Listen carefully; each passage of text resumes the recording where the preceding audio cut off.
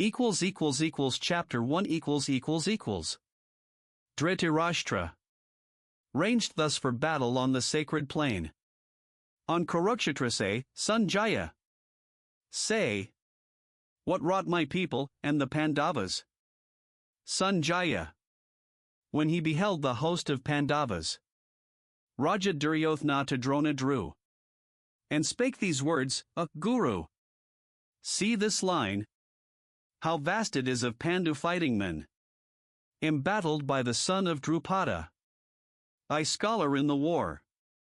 Therein stand ranked chiefs like Arjuna, like to Bhima chiefs, benders of bows, Virata, Yuyudhan, Drupada, eminent upon his car, Drishtaket, Chekithan, Kasi's stout lord, Parujit, Kuntibhoj, and Saivya, with Udamenu and Uddamaj, Subhadra's child, and Drupadi's, all famed, all mounted on their shining chariots. On our side, too, thou best of Brahmins. See, excellent chiefs, commanders of my line, whose names I joy to count, thyself the first. Then Bhishma, Karna, Kripa fierce in fight. Vikarna, Aswathaman, next to these. Strong Samadati, with full many more. Valiant and tried, ready this day to die. For me their king, each with his weapon grasped. Each skillful in the field. Weakest me seems. Our battle shows where Bhishma holds command. And Bhima, fronting him, something too strong. Have care our captains nigh to Bhishma's ranks. Prepare what help they may. Now, blow my shell. Then, at the signal of the aged king, with blare to wake the blood rolling around, like to a lion's roar, the trumpeter blew the great conch, and, at the noise of it, trumpets and drums, cymbals and gongs and horns burst into sudden clamor, as the blasts of loosened tempest, such the tumult seemed. Then might be seen, upon their car of gold, yoked with white steeds, blowing their battle shells, Krishna the god, Arjuna at his side. Krishna, with knotted locks, blew his great conch. Carved of the giant's bone, Arjuna blew. Indra's loud gift, Bhima the terrible. Wolf-bellied Bhima blew a long reed conch. And Yudhishthir, Kunti's blameless son, winded a mighty shell, victory's voice. And Nakula blew shrill upon his conch. Named the sweet-sounding, Sadev on his. Called Jembadekt, and Kasi's prince on his. Sikandi on his car, Drishtadium. Virata, Satyaki the unsubdued. Drupada, with his sons, O Lord of earth. Long-armed Subhadra's children, all blew loud, so that the clangor shook their foemen's hearts. With quaking earth and thundering heave-en. Then 'twas, beholding Dhritarashtra's battle set, weapons unsheathing, bows drawn forth, the war. Instant to break Arjun, whose ensign badge was Hanuman the monkey, spake this thing to Krishna the divine, his charioteer. Drive, dauntless one, to yonder open ground. Betwixt the armies, I would see more nigh. These who will fight with us, those we must slay. Today, in war's arbitrament, for, sure, on bloodshed all are bent who throng this plain, obeying Dhritarashtra's sinful son. Thus, by Arjuna prayed, O Bharata. Between the hosts that heavenly charioteer drove the bright car, reining its milk-white steeds, where Bhishma led and Drona and their lords. See, spake he to Arjuna, where they stand, thy kindred of the Kurus, and the prince, marked on each hand the kinsmen of his house, grandsires and sires, uncles and brothers and sons, cousins and sons-in-law and nephews, mixed, with friends and honored elders, some this side, some that side ranged, and, seeing those opposed, such kith grown enemies Arjuna's heart melted with pity, while he uttered this. Arjuna, Krishna, as I behold, come here to shed Their common blood, yon concourse of our kin. My members fail, my tongue dries in my mouth. A shudder thrills my body, and my hair bristles with horror, from my weak hand slips. Gandiv, the goodly bough, of fever burns. My skin to parching, hardly may I stand.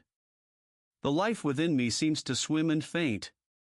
Nothing do I foresee save woe and wail. It is not good, O Keshav. Not of good. Can spring from mutual slaughter. Lo, I hate triumph and domination, wealth and ease. Thus sadly won. Aho! What victory can bring delight, Govinda? What rich spoils could profit, what rule recompense, what span of life itself seems sweet, bought with such blood? Seeing that these stand here, ready to die, for whose sake life was fair, and pleasure pleased, and power grew precious, grandsires, sires, and sons, brothers, and fathers-in-law, and sons-in-law, elders and friends. Shall I deal death on these, even though they seek to slay us? Not one blow, O Madhusudan, will I strike to gain the rule of all three worlds. Then, how much less to seize an earthly kingdom? Killing these must breed but anguish, Krishna. If they be guilty, we shall grow guilty by their deaths. Their sins will light on us, if we shall slay those sons of Dhritarashtra, and our kin. What peace could come of that, O Madhava? For if indeed, blinded by lust and wrath, these cannot see, or will not see, the sin of kingly lines o'erthrown and kinsmen slain, how should not we, who see, shun such a crime? We who perceive the guilt and feel the shame. O thou delight of men, Janardana! By overthrow of houses perisheth their sweet continuous household piety.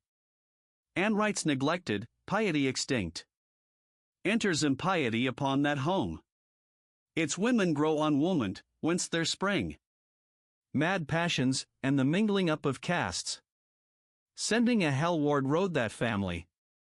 And whoso wrought its doom by wicked wrath, nay, and the souls of honored ancestors, fall from their place of peace, being bereft of funeral cakes and the one death water. FN number 1.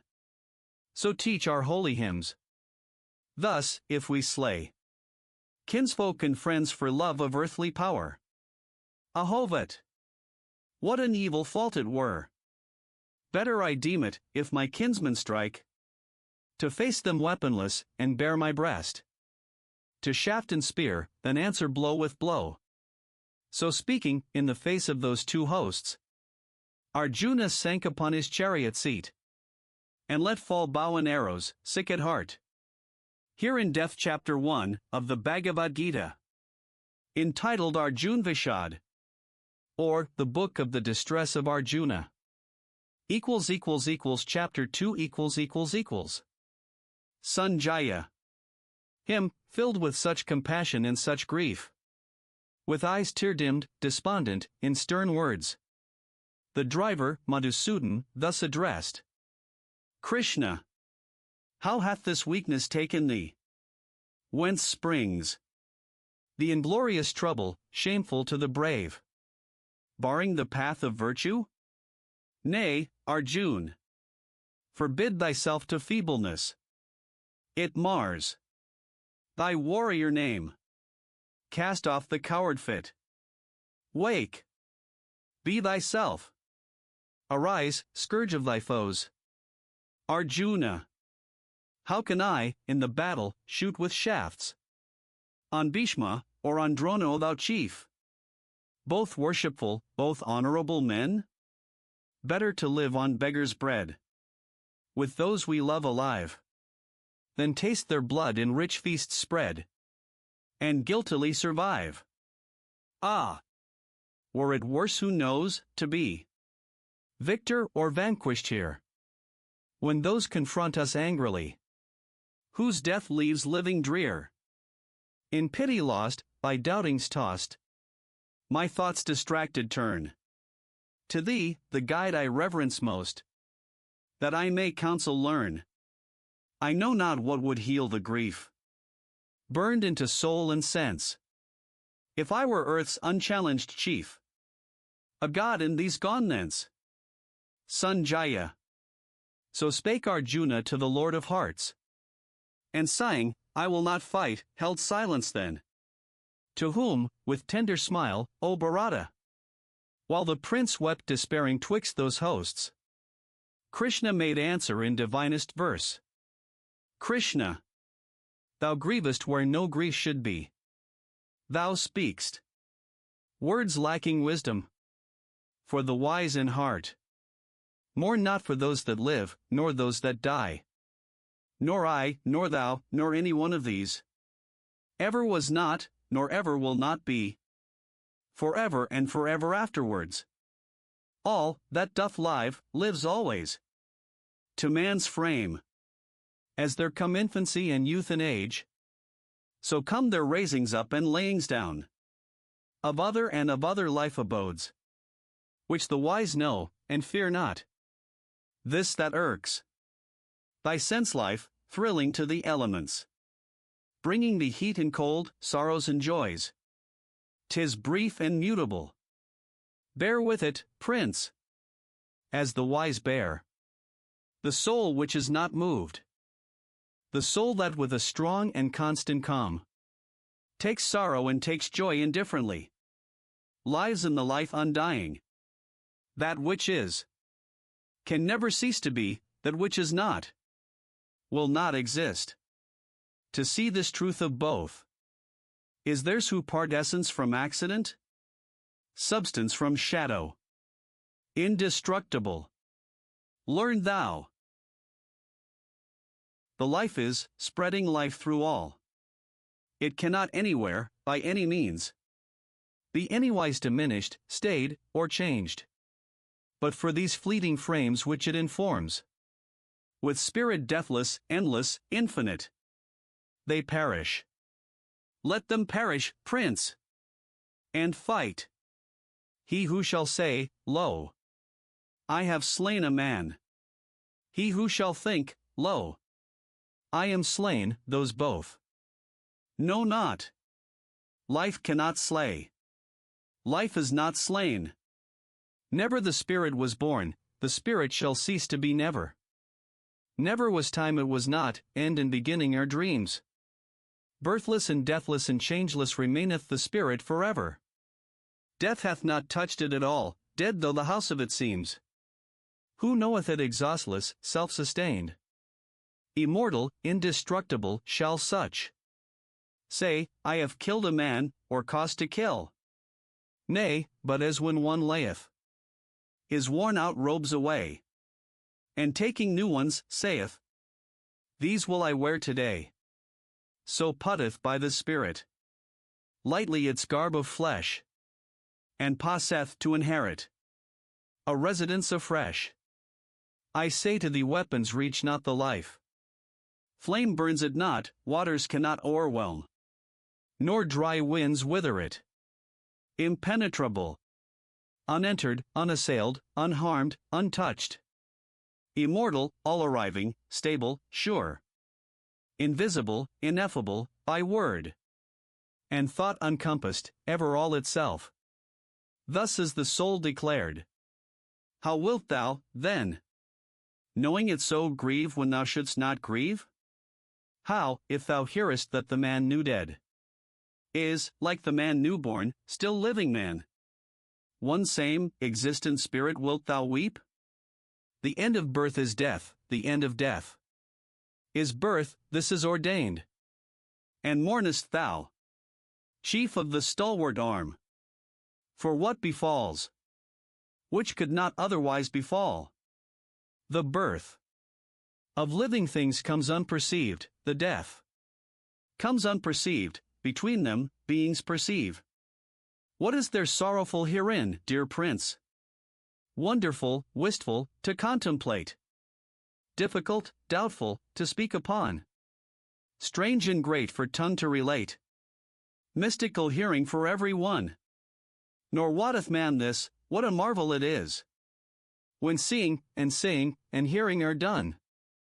This life within all living things, my prince, hides beyond harm. Scorn thou to suffer, then, for that which cannot suffer. Do thy part. Be mindful of thy name, and tremble not. Not better can betide a martial soul than lawful war. Happy the warrior, to whom comes joy of battle, comes, as now, glorious and fair, unsought, opening for him a gateway unto heaven. But, if thou shunst this honorable field, a Kshatriya, if, knowing thy duty and thy task, thou bidst duty and task go by, that shall be sin, and those to come shall speak thee infamy. From age to age, but infamy is worse for men of noble blood to bear than death. The chiefs upon their battle chariots will deem 'twas fear that drove thee from the fray. Of those who held thee mighty soul to scorn, thou must abide, while all thine enemies will scatter bitter speech of thee, to mock the valor which thou hadst. What fate could fall more grievously than this? Either being killed, thou wilt win Swarga's safety, or alive and victor thou wilt reign an earthly king. Therefore, arise, thou son of Kunthi. Brace thine arm for conflict, nerve thy heart to meet, as things alike to thee, pleasure or pain, profit or ruin, victory or defeat. So minded, gird thee to the fight, for so thou shalt not sin. Thus far I speak to thee, as from the Sankhya unspiritually. Hear now the deeper teaching of the Yag, which holding, understanding, thou shalt burst thy karma band, the bondage of wrought deeds. Here shall no end be hindered, no hope marred, no loss be feared. Faith, yea, a little faith, shall save thee from the anguish of thy dread. Here, glory of the Kurus, shines one rule, one steadfast rule, while shifting souls have laws many and hard, specious, but wrongful deem the speech of those ill-taught ones who extol the letter of their Vedas, saying, this is all we have, or need, being weak at heart, with wants, seekers of heaven, which comes, they say, as fruit of good deeds done, promising men much profit in new births for works of faith, in various rites abounding, following whereon large merit shall accrue towards wealth and power. Albeit, who wealth and power do most desire, least fixity of soul have, such least hold on heavenly meditation. Much these teach from Veds, concerning the three qualities. But thou, be free of the three qualities, free of the pairs of opposites, FN number 2, and free from that sad righteousness which calculates. Self-ruled, Arjuna. Simple, satisfied, FN number 3.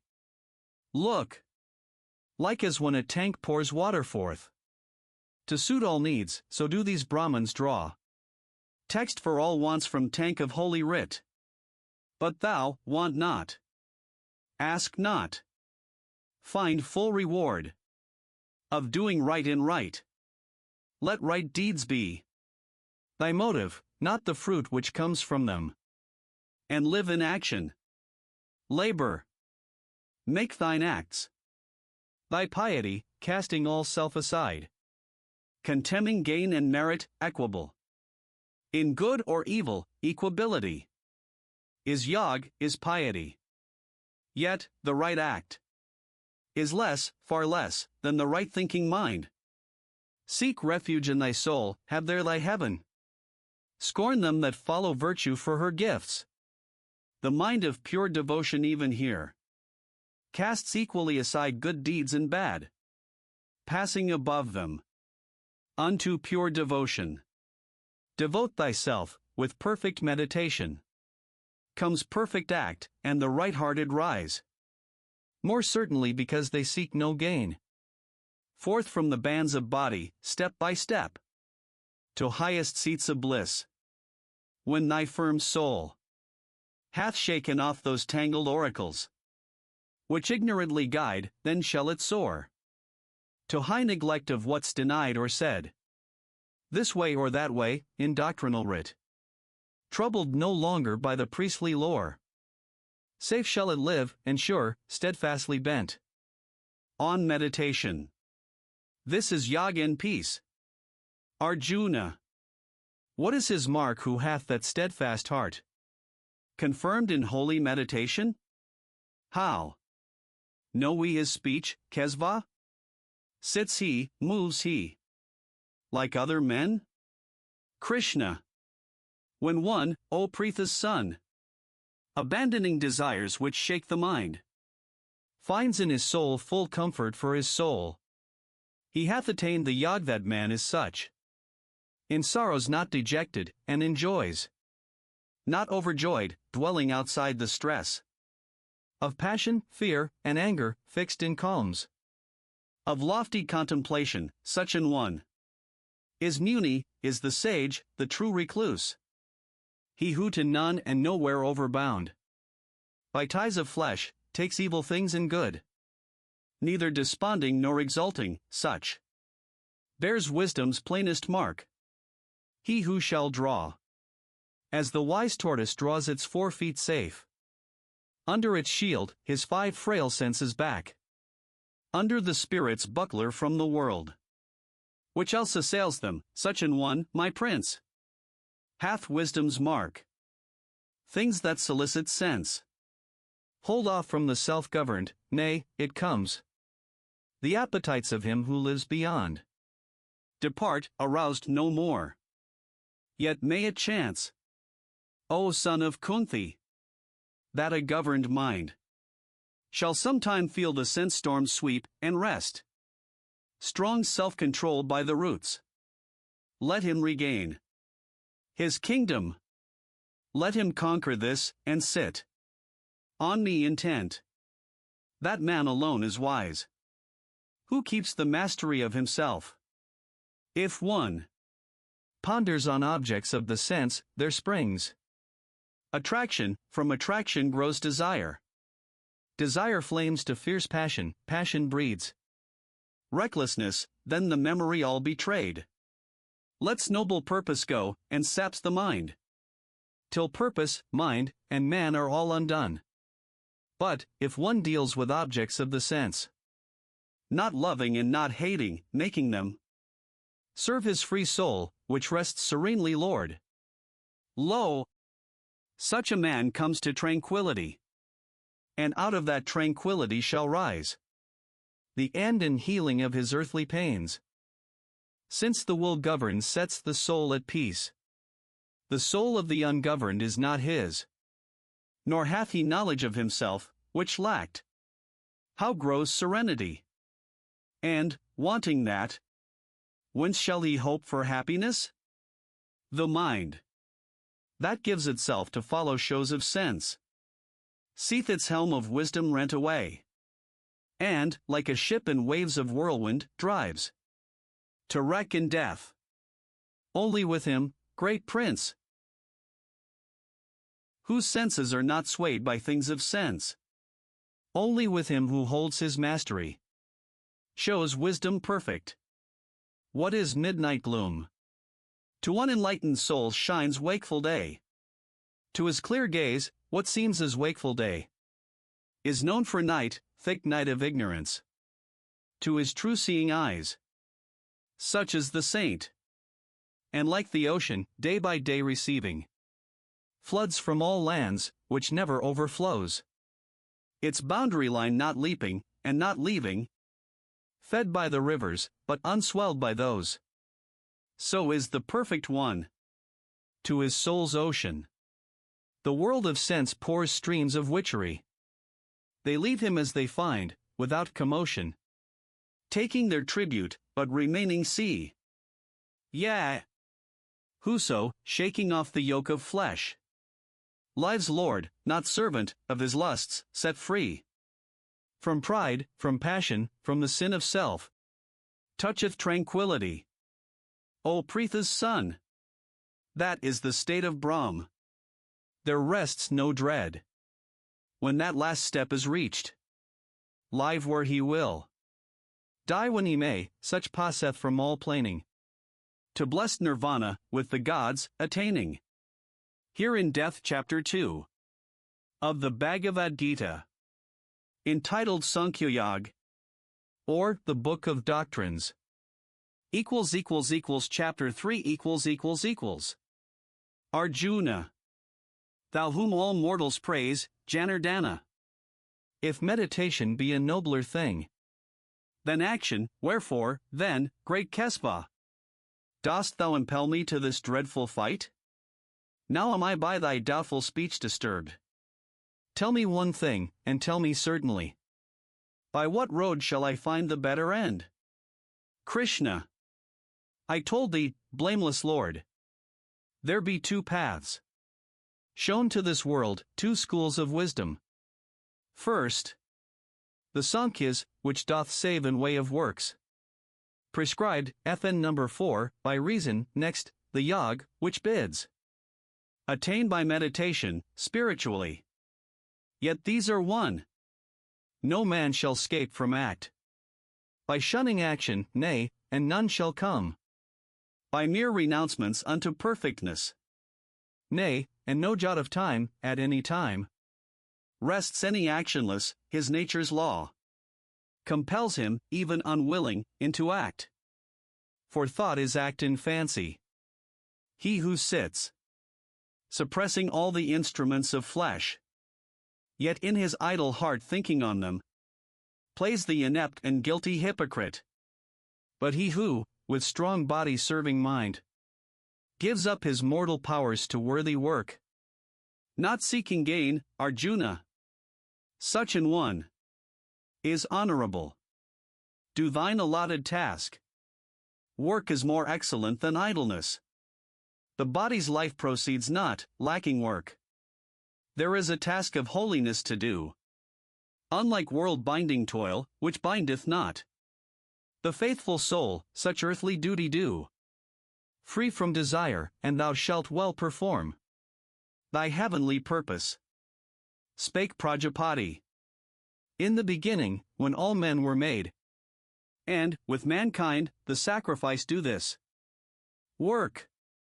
Sacrifice. Increase and multiply. With sacrifice. This shall be Kamaduk, your cow of plenty, giving back her milk of all abundance. Worship the gods thereby. The gods shall yield thee grace. Those meats ye crave, the gods will grant to labor when it pays tithes in the altar flame.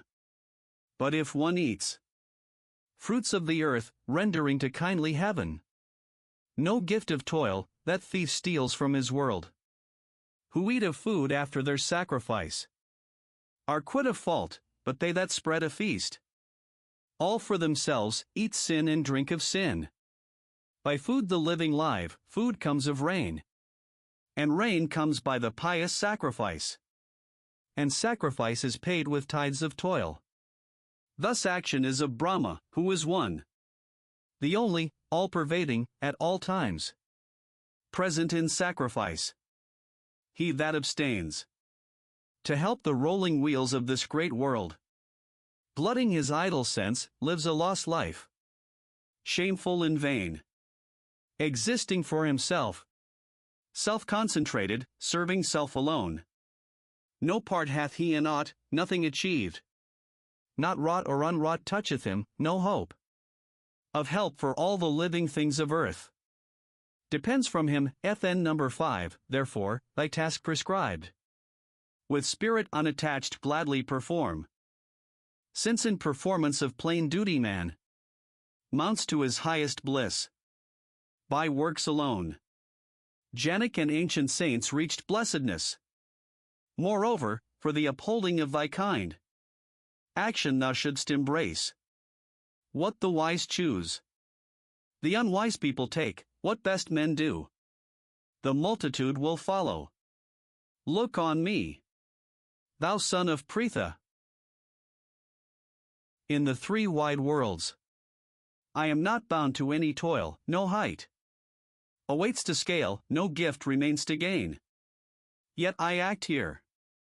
And, if I acted not, earnest and watchful those that look to me for guidance, sinking back to sloth again.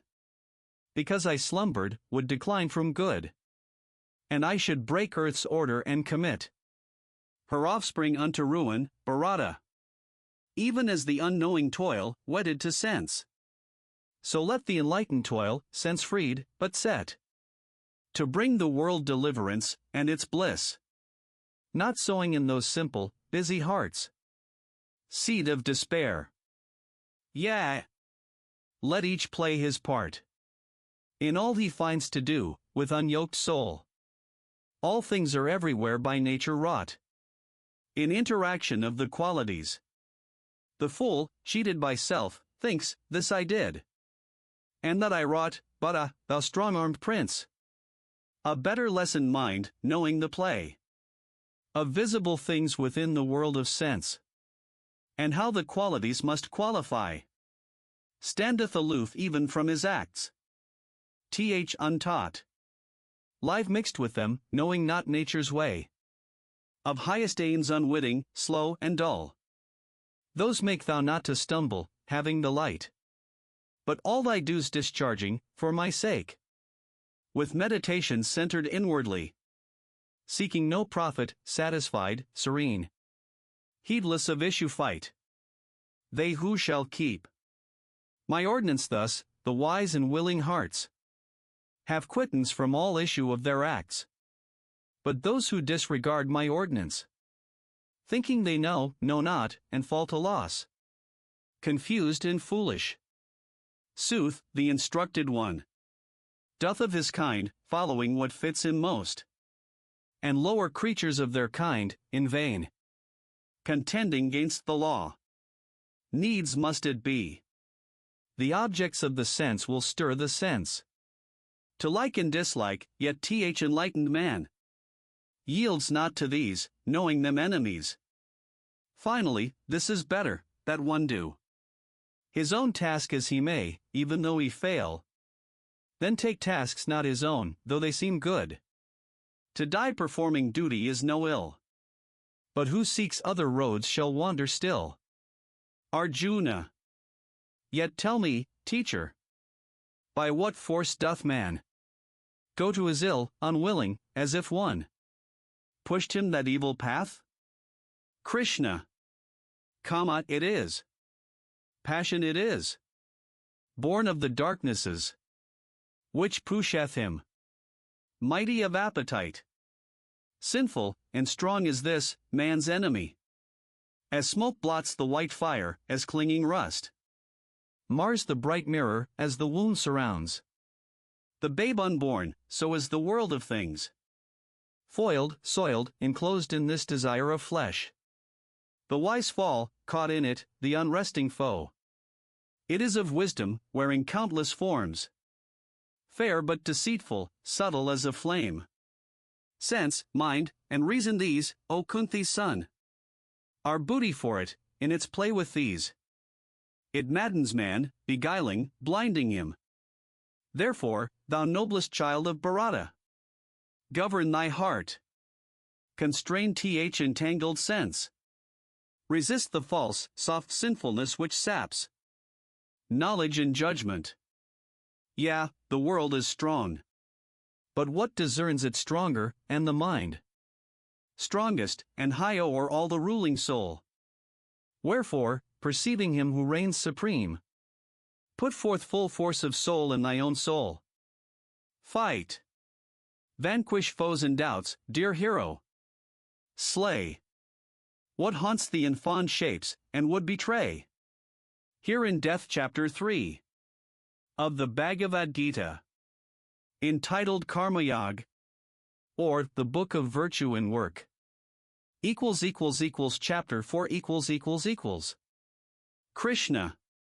This deathless yoga, this deep union, I taught Vivaswata, Athen number 6, the Lord of Light. Vivaswata to Manu gave it, he To Ikshwaku, so passed it down the line. Of all my royal rishis. Then, with years, the truth grew dim and perished, noble prince. Now once again to thee it is declared. This ancient lore, this mystery supreme.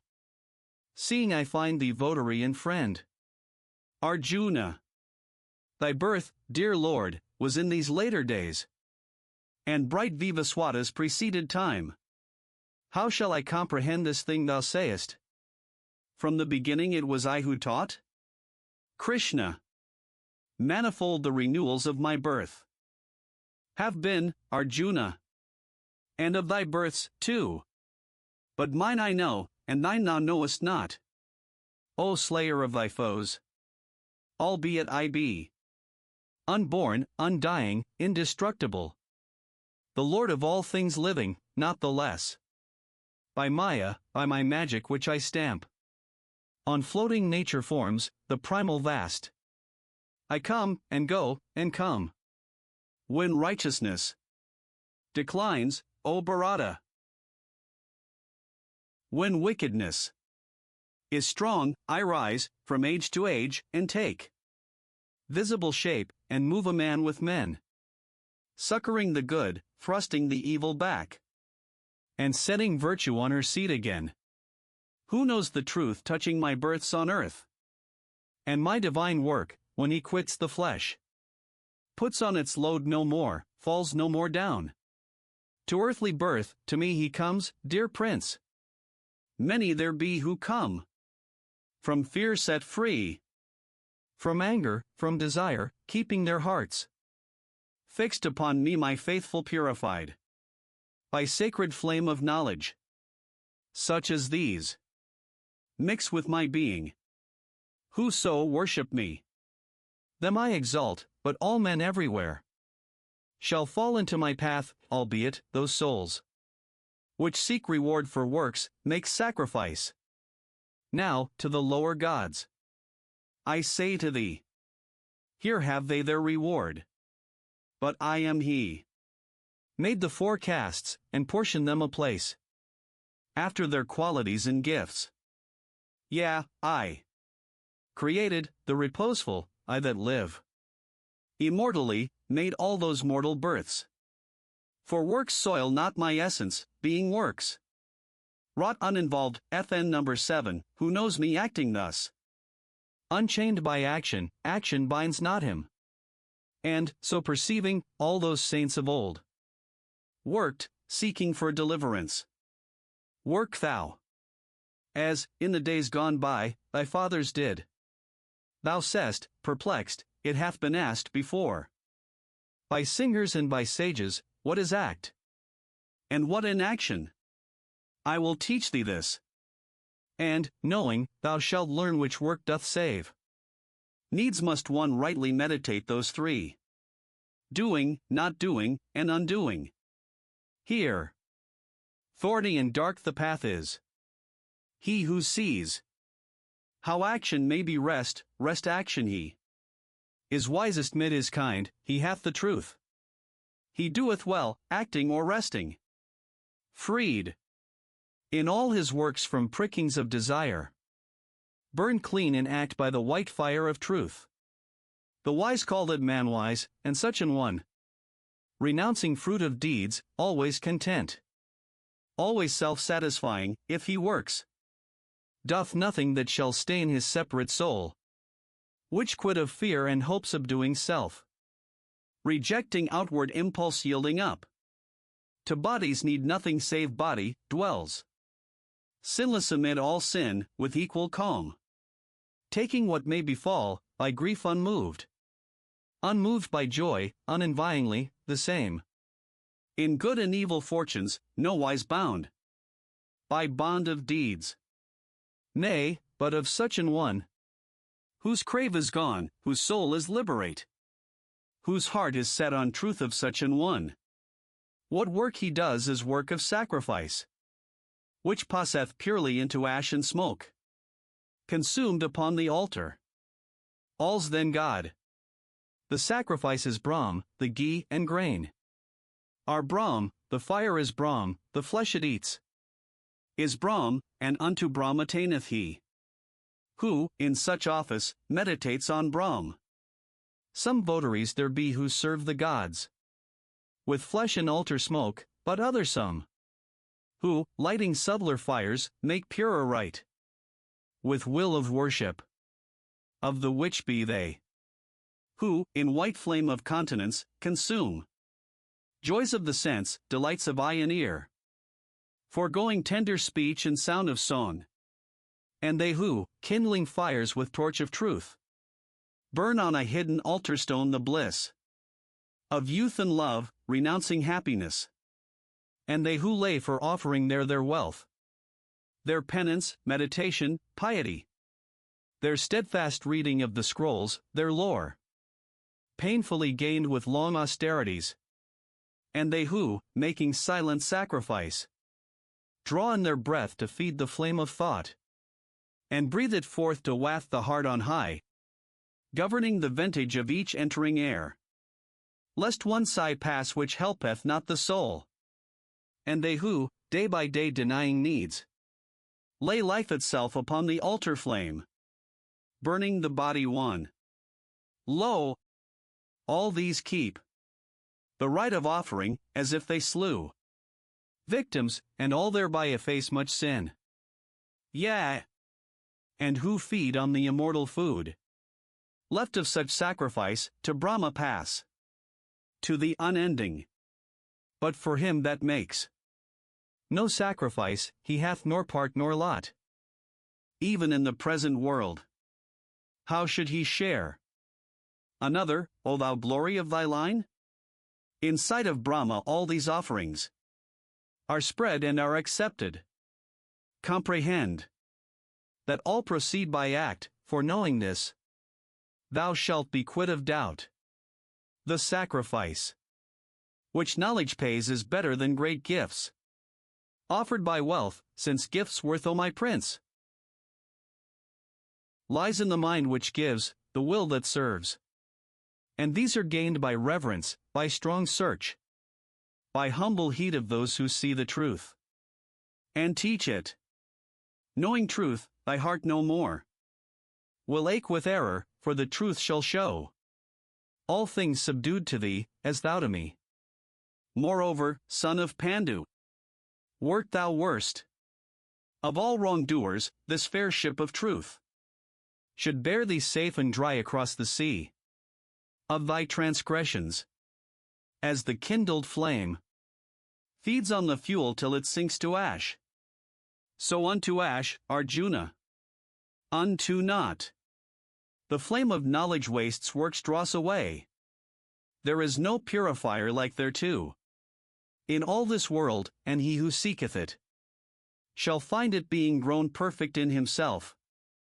Believing, he receives it when the soul masters itself, and cleaves to truth, and comes, possessing knowledge, to the higher peace, the uttermost repose. But those untaught, and those without full faith, and those who fear, are shent. No peace is here or otherwhere, no hope, nor happiness for whoso doubts. He that, being self-contained, hath vanquished doubt, disparting self from service, soul from works, enlightened and emancipate, my prince. Works fetter him no more. Cut then a twain with sword of wisdom, son of Bharata, this doubt that binds thy heartbeats. Cleave the bond born of thy ignorance. Be bold and wise. Give thyself to the field with me. Arise.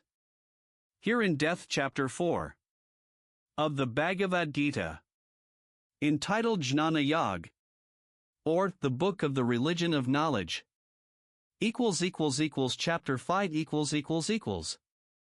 Arjuna. Yet, Krishna, at the one time thou dost laud surcease of works, and, at another time, service through work. Of these twain plainly tell, which is the better way?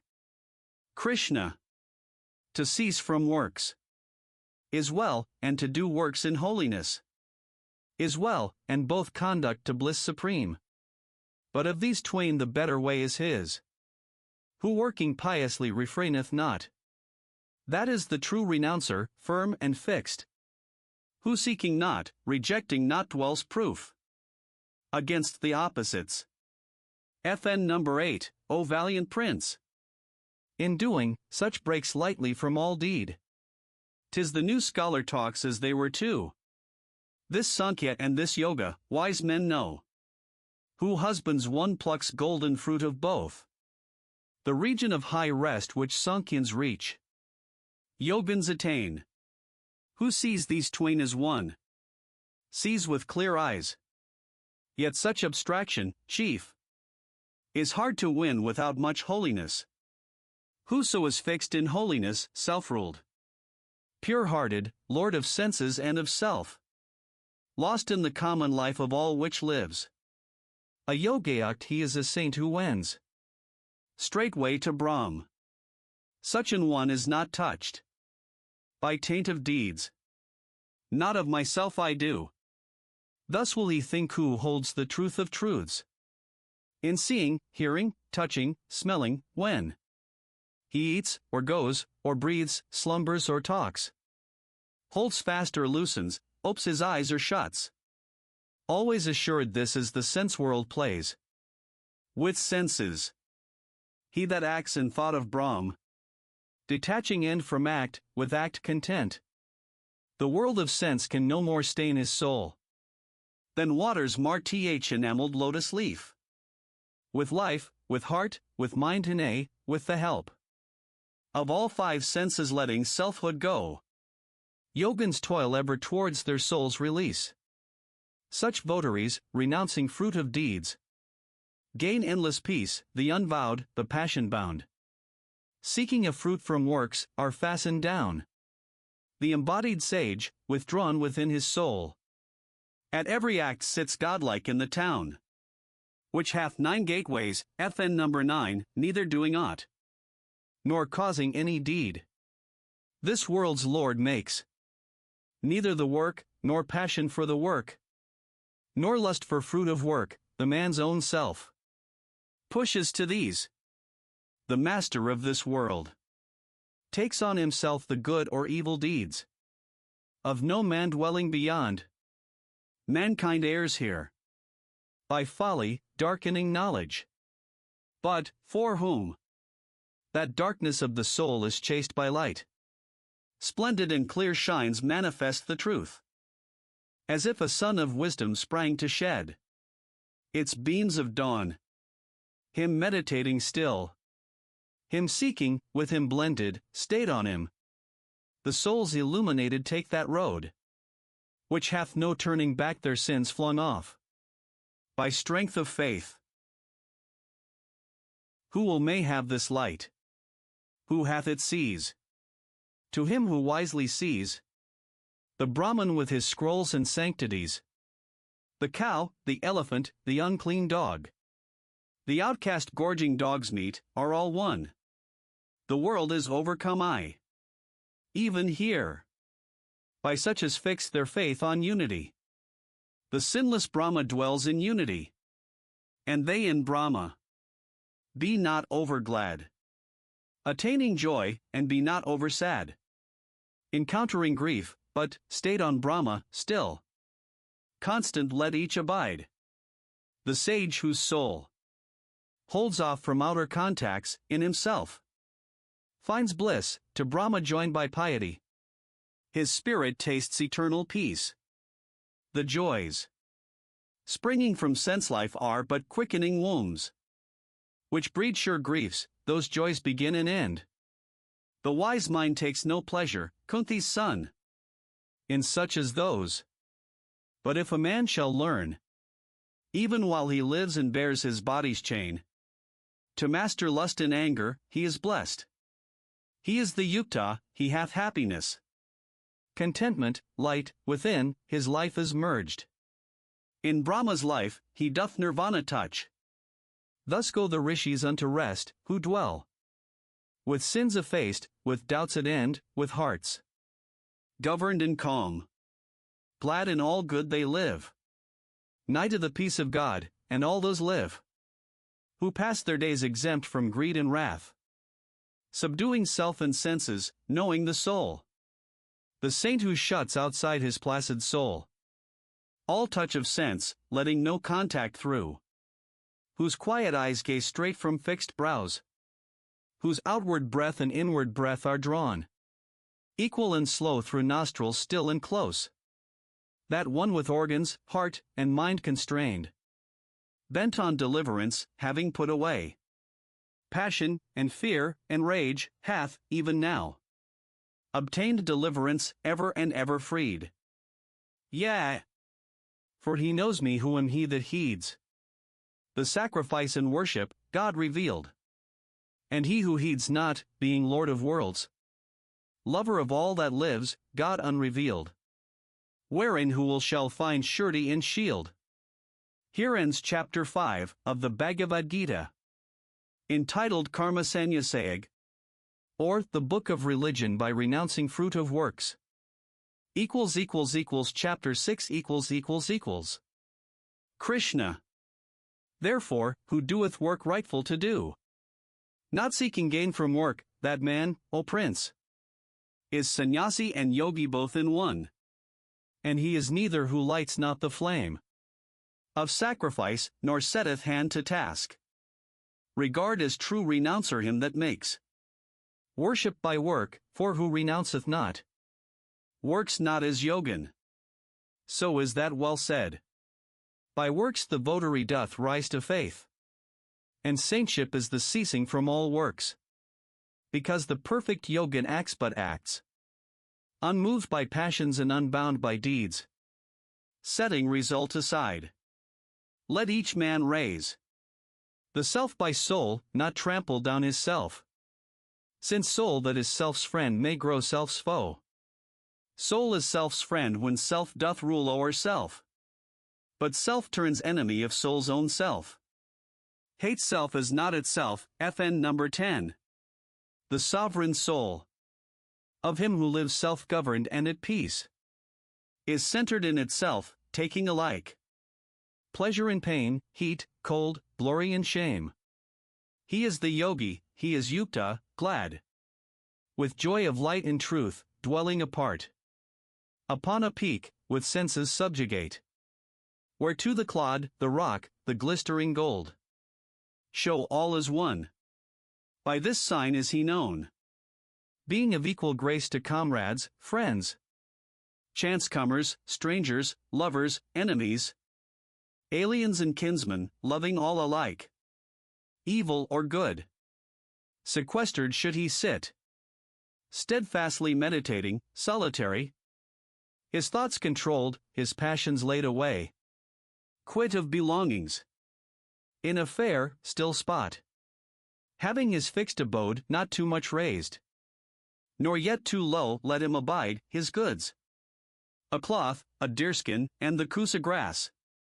There, setting hard his mind upon the one, restraining heart and senses, silent, calm, let him accomplish yoga, and achieve pureness of soul, holding immovable body and neck and head, his gaze absorbed upon his nose end, FN number 11, wrapped from all around, tranquil in spirit, free of fear, intent upon his brahmacharya vow, devout, musing on me, lost in the thought of me. That yogin, so devoted, so controlled, comes to the peace beyond my peace, the peace of high nirvana.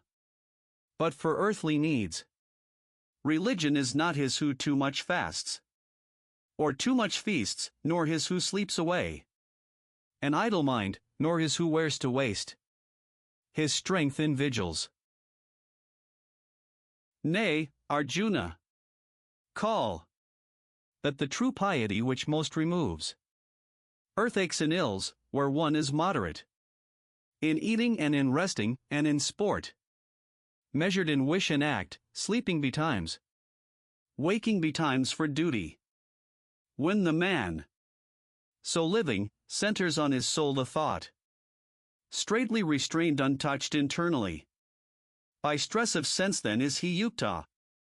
See Steadfast a lamp burns sheltered from the wind. Such is the likeness of the yogi's mind. Shut from sense storms and burning bright to heaven. When mind broods placid, soothed with holy wont. When self contemplates self and in itself. Hath comfort, when it knows the nameless joy. Beyond all scope of sense, revealed to soul. Only to soul. And, knowing, wavers not. True to the farther truth, when, holding this, it deems no other treasure comparable. But, harbored there, cannot be stirred or shook by any gravest grief, call that state peace. That happy severance yoga, call that man. The perfect yogin.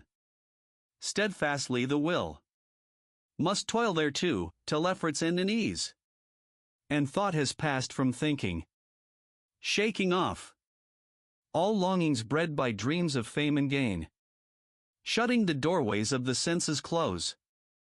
With watchful ward, so, step by step, it comes. To gift of peace assured and heart assuaged. When the mind dwells self-wrapped, and the soul broods cumberless. But, as often as the heart breaks wild and wavering from control, so oft let him recurb it, let him rein it back.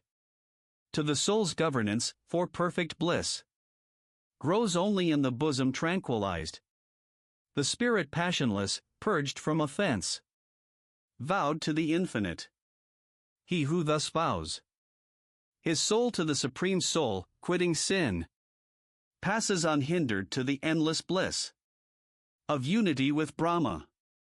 He so vowed, so blended, sees the life soul resident in all things living and all living things, in that life soul contained. And whoso thus discerneth me in all, and all in me, I never let him go, nor looseneth he hold upon me, but, dwell he where he may. Whatever his life, in me he dwells and lives, because he knows and worships me, who dwell in all which lives, and cleaves to me in all. Arjuna. If a man sees everywhere, taught by his own similitude one life, one essence in the evil and the good, hold him a yogi, yeah, well perfected. Arjuna. Slayer of Madhu.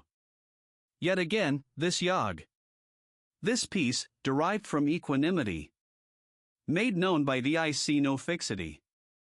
Therein, no rest, because the heart of men is unfixed, Krishna. Rash, tumultuous, willful and strong.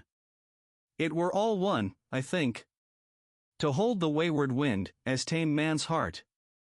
Krishna. Hero long-armed. Beyond denial, hard. Man's heart is to restrain, and wavering. Yet may it grow restrained by habit, Prince. By wont of self-command. This yog, I say, cometh not lightly to ungoverned ones.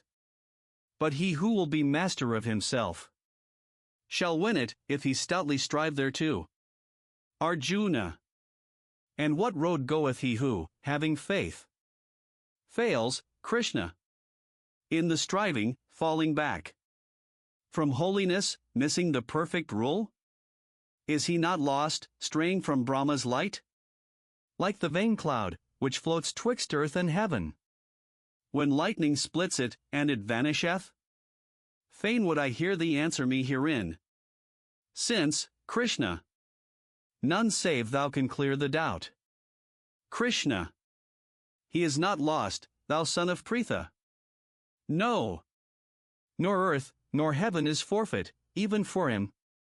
Because no heart that holds one right desire treadeth the road of loss.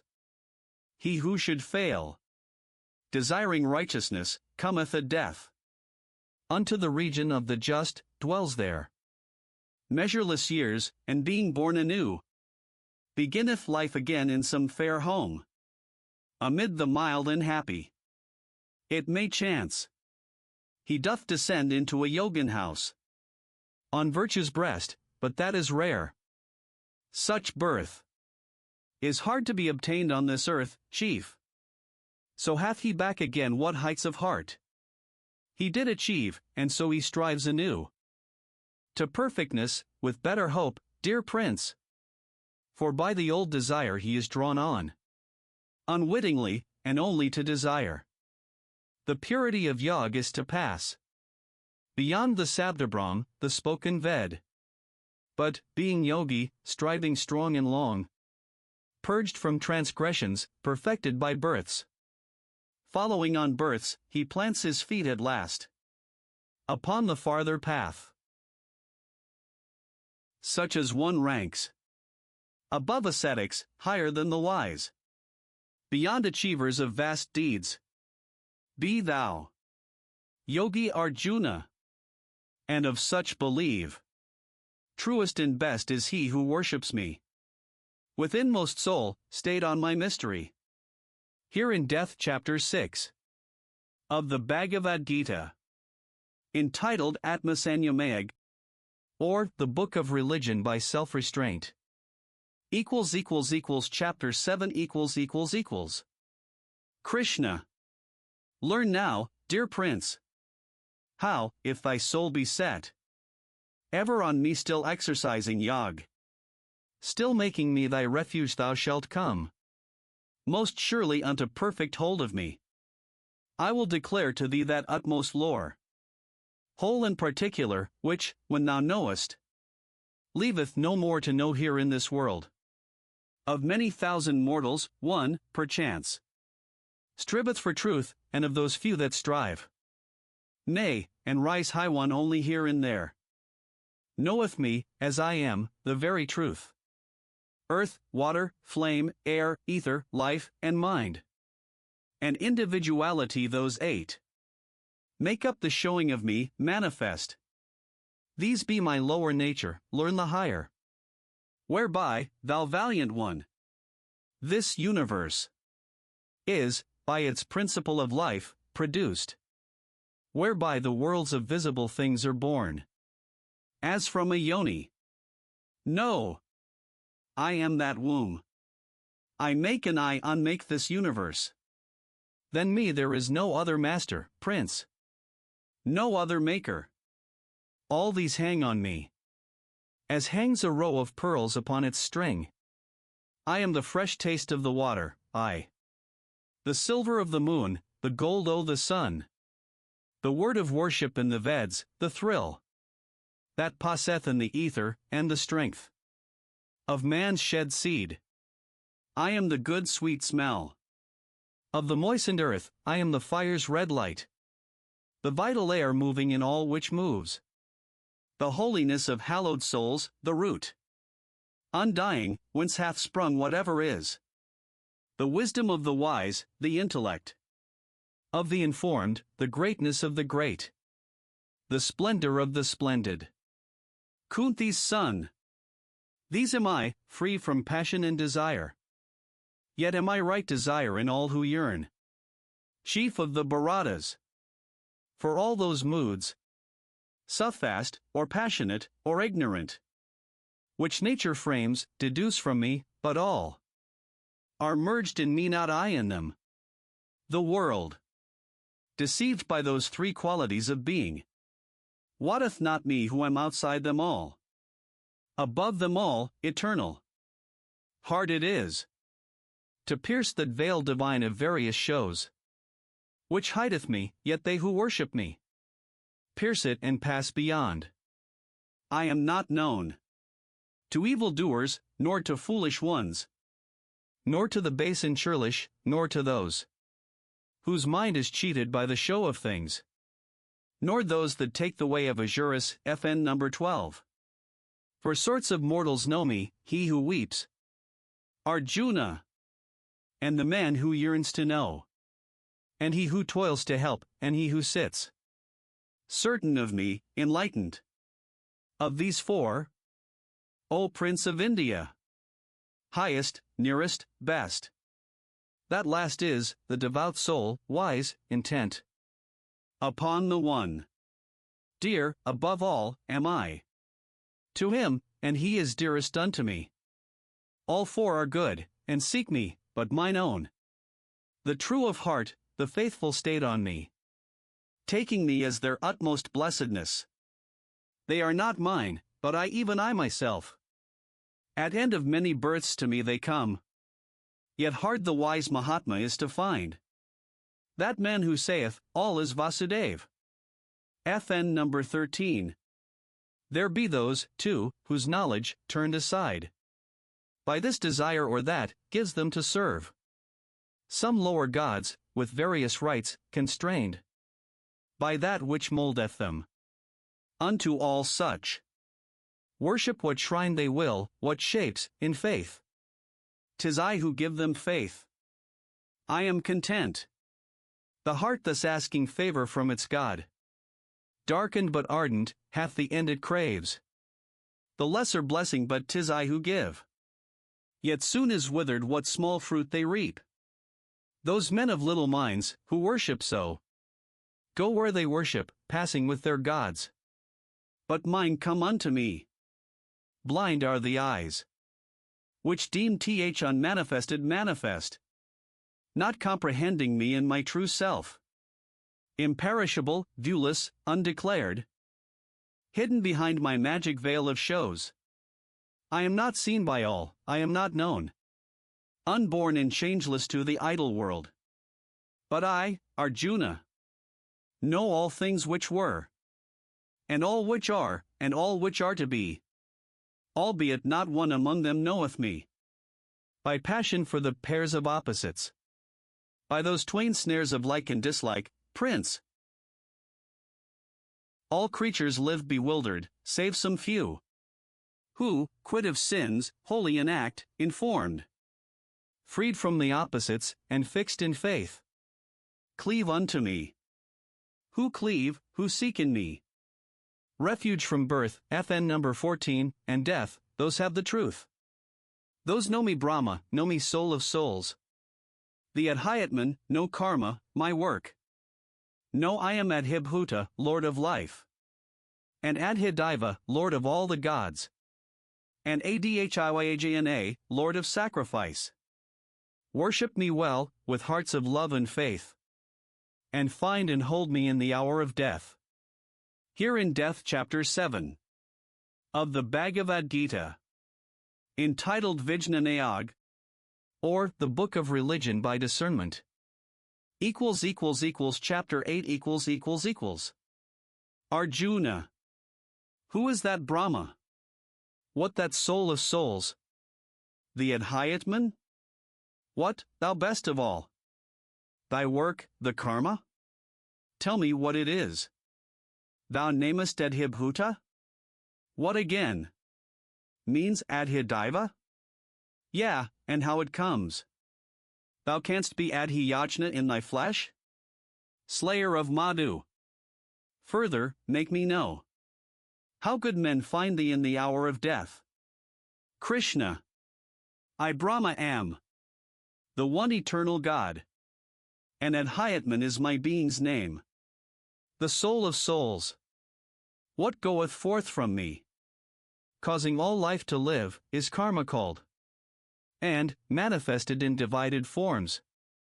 I am the Adhibhuta, Lord of lives, and Adhidaiva, Lord of all the gods, because I am Purusha, who begets, and Adhyayajna, Lord of sacrifice. I speaking with thee in this body here. Am, thou embodied one, for all the shrines. Flame unto me. And, at the hour of death, he that hath meditated me alone, in putting off his flesh, comes forth to me, enters into my being, doubt thou not. But, if he meditated otherwise, at hour of death, in putting off the flesh, he goes to what he looked for, Kunti's son, because the soul is fashioned to its like. Have me, then, in thy heart always, and fight. Thou too, when heart and mind are fixed on me, shalt surely come to me. All come who cleave, with never wavering will of firmest faith, owning none other gods, all come to me. The uttermost, Purusha, holiest. Whoso hath known me, Lord of sage and singer, Ancient of days, of all the three worlds stay. Boundless, but unto every atom bringer. Of that which quickens it, whoso, I say, hath known my form, which passeth mortal knowing. Seen my effulgence which no eye hath seen. Than the sun's burning gold more brightly glowing. Dispersing darkness unto him hath been. Right life. And, in the hour when life is ending, with mind set fast in trustful piety, drawing still breath beneath calm brows unbending, in happy peace that faithful one doth die, in glad peace passeth to Purusha's heaven, the place which they who read the Vedas name Aksharam, ultimate, whereto have striven. Saints and ascetics, their road is the same. That way the highest way goes he who shuts the gates of all his senses, locks desire. Safe in his heart, centers the vital airs.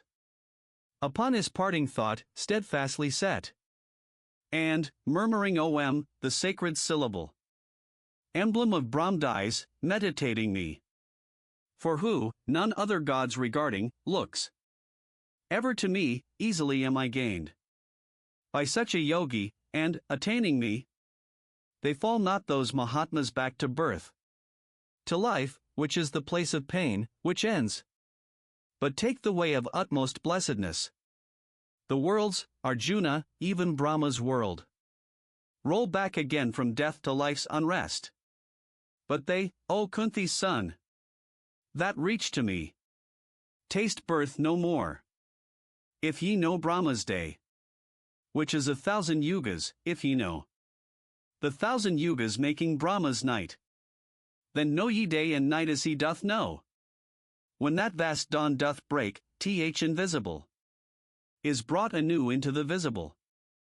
When that deep night doth darken, all which is fades back again to him who sent it forth. Yea, this vast company of living things, again and yet again produced expires. At Brahma's nightfall, and, at Brahma's dawn, riseth, without its will, to life newborn. But higher, deeper, innermost abides another life, not like the life of sense, escaping sight, unchanging. This endures when all created things have passed away. This is that life named the unmanifest, the infinite, the all, the uttermost. Thither arriving none return. That life is mine, and I am there. And, Prince, by faith, which wanders not, there is a way to come thither. I, the Purusha, I who spread the universe around me, in whom dwell all living things, may so be reached and seen. FN number 14. Richer than holy fruit on Vedas growing, greater than gifts, better than prayer or fast. Such wisdom is.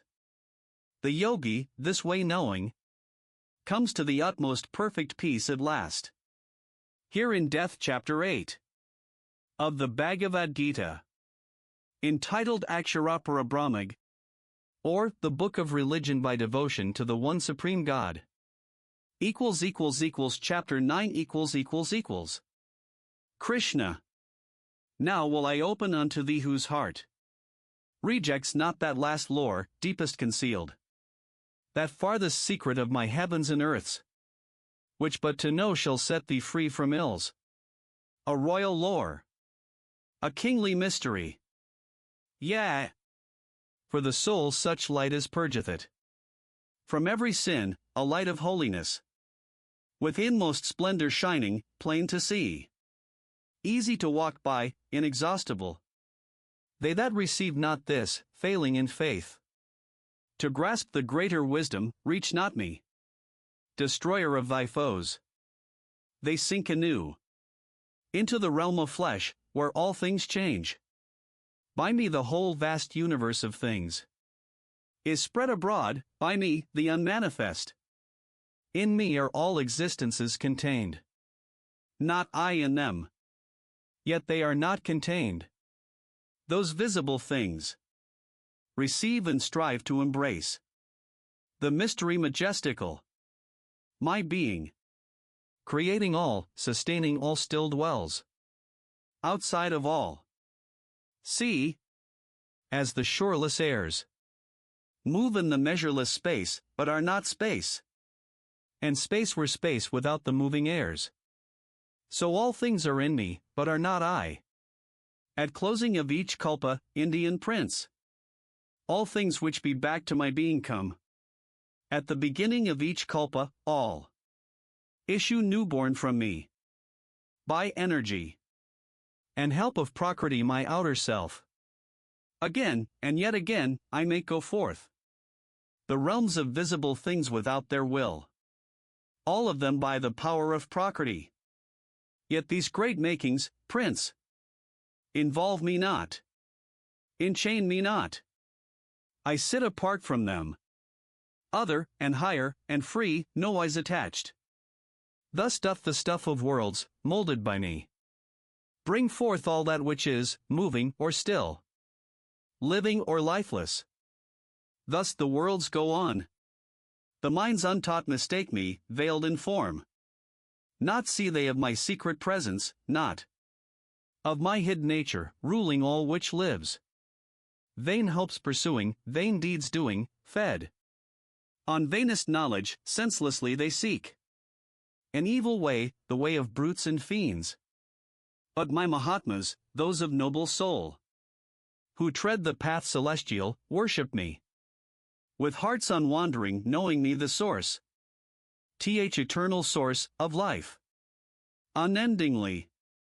They glorify me, seek me, keep their vows. Of reverence and love, with changeless faith. Adoring me. Yeah, and those to adore. Who, offering sacrifice of wakened hearts, have sense of one pervading spirit stress? One force in every place, though manifold. I am the sacrifice. I am the prayer. I am the funeral cake set for the dead. I am the healing herb. I am the ghee, the mantra, and the flame, and that which burns. I am of all this boundless universe.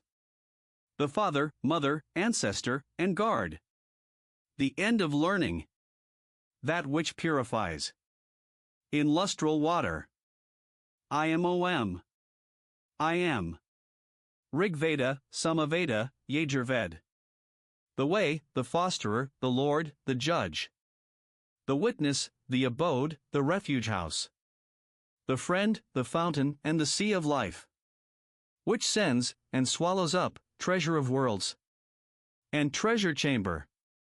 Seed and seed sower. Whence endless harvests spring. Sun's heat is mine. Heaven's rain is mine to grant or to withhold.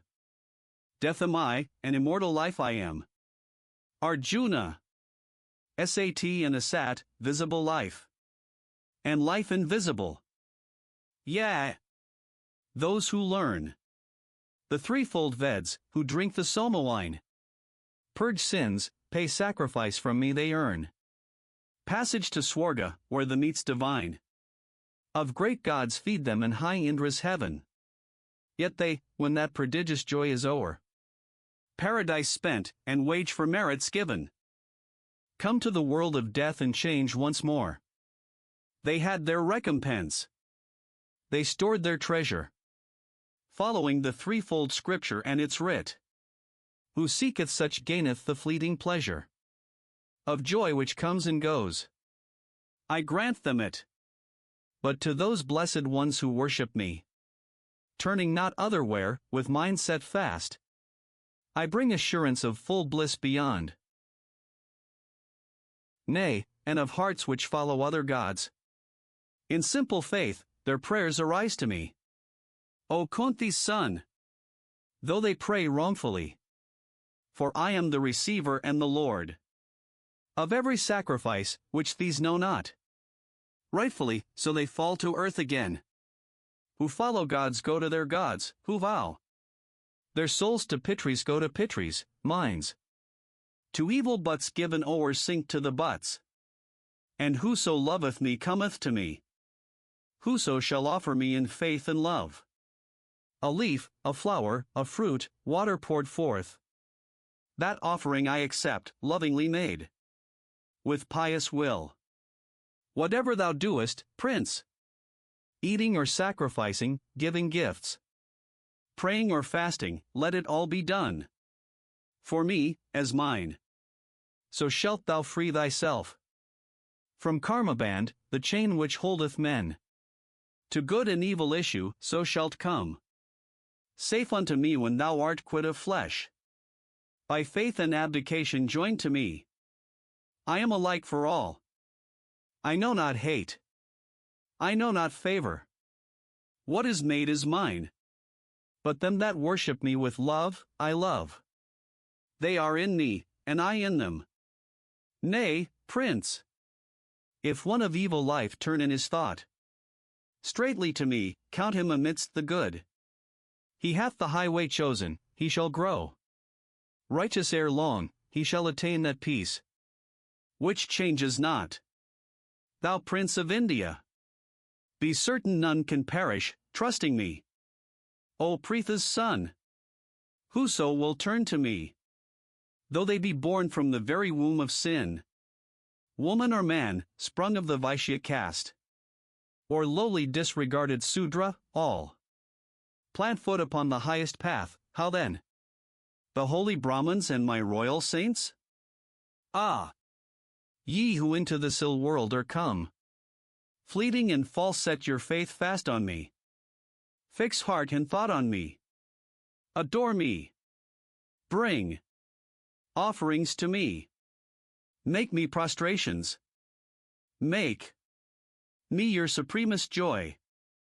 And, undivided, unto my rest your spirits shall be guided. Here ends chapter 9 of the Bhagavad Gita, entitled Rajavidya, or the Book of Religion by the Kingly Knowledge and the Kingly Mystery. Chapter 10 Krishna, FN #L6. Here farther yet, thou long-armed Lord. These latest words I say, uttered to bring thee bliss and peace, who lovest me alway.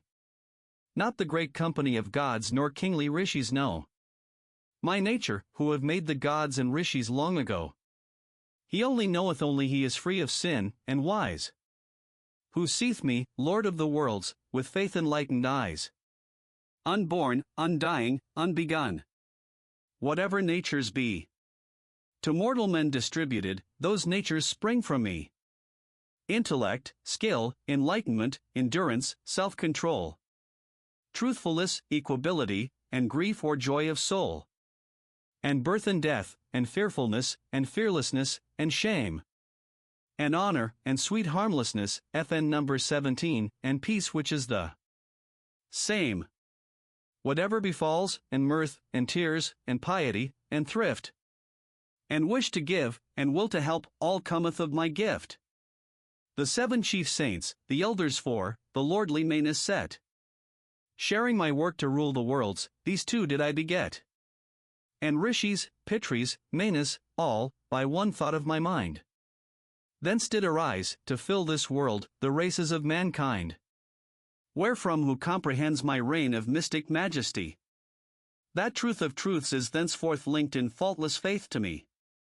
Yea, knowing me the source of all, by me all creatures wrought.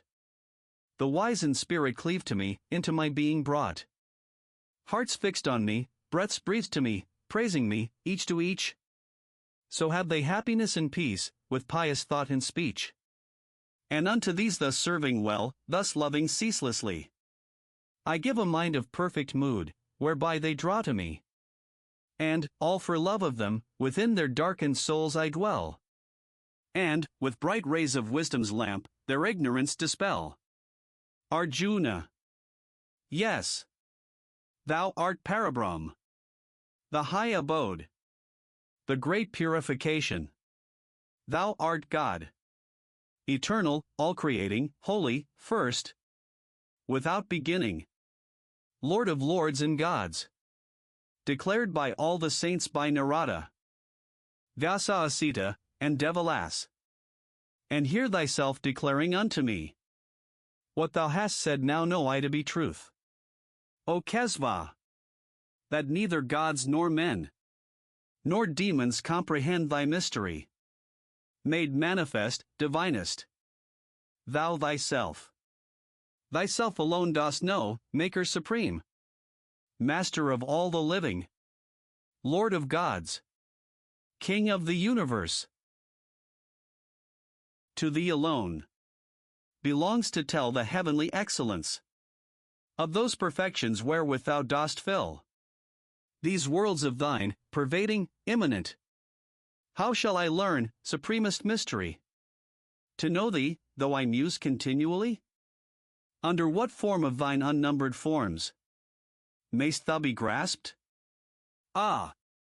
Yet again recount, clear and complete, thy great appearances, the secrets of thy majesty and might. Thou high delight of men. Never enough can mine ears drink the Amrit, FN number 18, of such words. Krishna. Hanta. So be it. Kuru Prince. I will to thee unfold some portions of my majesty, whose powers are manifold. I am the spirit seated deep in every creature's heart. From me they come, by me they live, at my word they depart. Vishnu of the Adithias I am, those lords of light. Marichi of the Maruts, the kings of storm and blight. By day I gleam, the golden sun of burning cloudless noon. By night, amid the asterisms I glide, the dappled moon. Of Vedas I am Samaved, of gods in Indra's heaven. Vaspa, of the faculties to living beings given. The mind which apprehends and thinks, of Rudra's Sankara. Of Yakshas and of Rakshasas, Vitesh, and Pavaka. Of Vasus, and of mountain peaks Meru, Vrihaspati. Know me mid-planetary powers, mid-warriors heavenly. Skanda, of all the water floods the sea which drinketh each. And Brigu of the holy saints, and OM of sacred speech. Of prayers the prayer ye whisper wink with a frown FN number 19, of hills Himala's snow. And Aswatha, the fig tree, of all the trees that grow. Of the Devarshis, Narada, and Chitraruth of them, that sing in heaven, and Kapila of newness, and the gem. Of flying steeds, Achali's Ravas, from Amrit wave which burst. Of elephants Aravata, of males the best and first. Of weapons Heaven's hot thunderbolt, of cows white Kamanhuk, from whose great milky udder teats all heart's desires are strook. Vasuki of the serpent tribes, round Mandara entwined. And thousand-fanged Ananta, on whose broad coils reclined. Leans Vishnu, and of water things Varuna, Ariam. Of Pitris, and, of those that judge, Yama the judge I am. Of Daitya's dread Prahlada, of what meets days and years. Time's self I am, of woodland beasts buffaloes, deers, and bears. The lordly painted tiger, of birds the vast Garud. The whirlwind mid the winds, mid chiefs Rama with blood imbrued. Makar mid fishes of the sea, and Ganges mid the streams. Yeah. First, and last, and center of all witches or seems. I am, Arjuna. Wisdom supreme of what is wise. Words on the uttering lips I am, and eyesight of the eyes. And A of written characters, Dwandwa, FN number 20, of knitted speech. And endless life, and boundless love, whose power sustaineth each. And bitter death which seizes all, and joy is sudden birth. Which brings to light all beings that are to be on earth. And of the viewless virtues, fame, fortune, sonyamai, and memory, and patience, and craft, and constancy. Of Vedic hymns the Vrihatsam, of meters Gayatri. Of months the Margasirsha, of all the seasons 3. The flower-wreathed spring, in Dicers play the conquering. 8. The splendor of the splendid, and the greatness of the great. Victory I am, and action. And the goodness of the good. And Vasudeva of Vrishni's race, and of this Pandu brood. Thyself, my Arjuna. Thyself, for thou art my. Of poets Usana, of saints Vyasa, sage divine. The policy of conquerors, the potency of kings. The great unbroken silence in learning secret things. The lore of all the learned, the seed of all which springs. Living or lifeless, still or stirred, whatever beings be. None of them is in all the worlds, but it exists by me. Nor tongue can tell, Arjuna. Nor end of telling come. Of these my boundless glories, whereof I teach thee some. For wheresoe'er is wondrous work, and majesty, and might, from me hath all proceeded. Receive thou this aright. Yet how shouldst thou receive, O Prince, the vastness of this word? I, who am all, and made it all, abide its separate Lord. Here in Death Chapter 10, of the Bhagavad Gita, entitled The Buddhi Yog, or the Book of Religion by the Heavenly Perfections. Chapter 11 Arjuna. This, for my soul's peace, have I heard from thee. The unfolding of the mystery supreme, named at Hyatman, comprehending which my darkness is dispelled, for now I know. O lotus-eyed, FN number 21, whence is the birth of men? And whence their death, and what the majesties of thine immortal rule? Fain would I see, as thou thyself declarest it, sovereign Lord, the likeness of that glory of thy form, wholly revealed. O thou divinest one, if this can be, if I may bear the sight, make thyself visible, Lord of all prayers. Show me thy very self, the eternal God, Krishna. Gaze, then, thou son of Pritha. I manifest for thee those 100,000 shapes that clothe my mystery. I show thee all my semblances, infinite, rich, divine. My changeful hues, my countless forms. See, in this face of mine, Adithyas, Vasus, Rudras, Ashwins, and Maruts, see. Wonders unnumbered, Indian prince, revealed to none save thee. Behold, this is the universe, look. What is live and dead? I gather all in one in me. Gaze, as thy lips have said, on God eternal, very God. See me. See what thou prayest.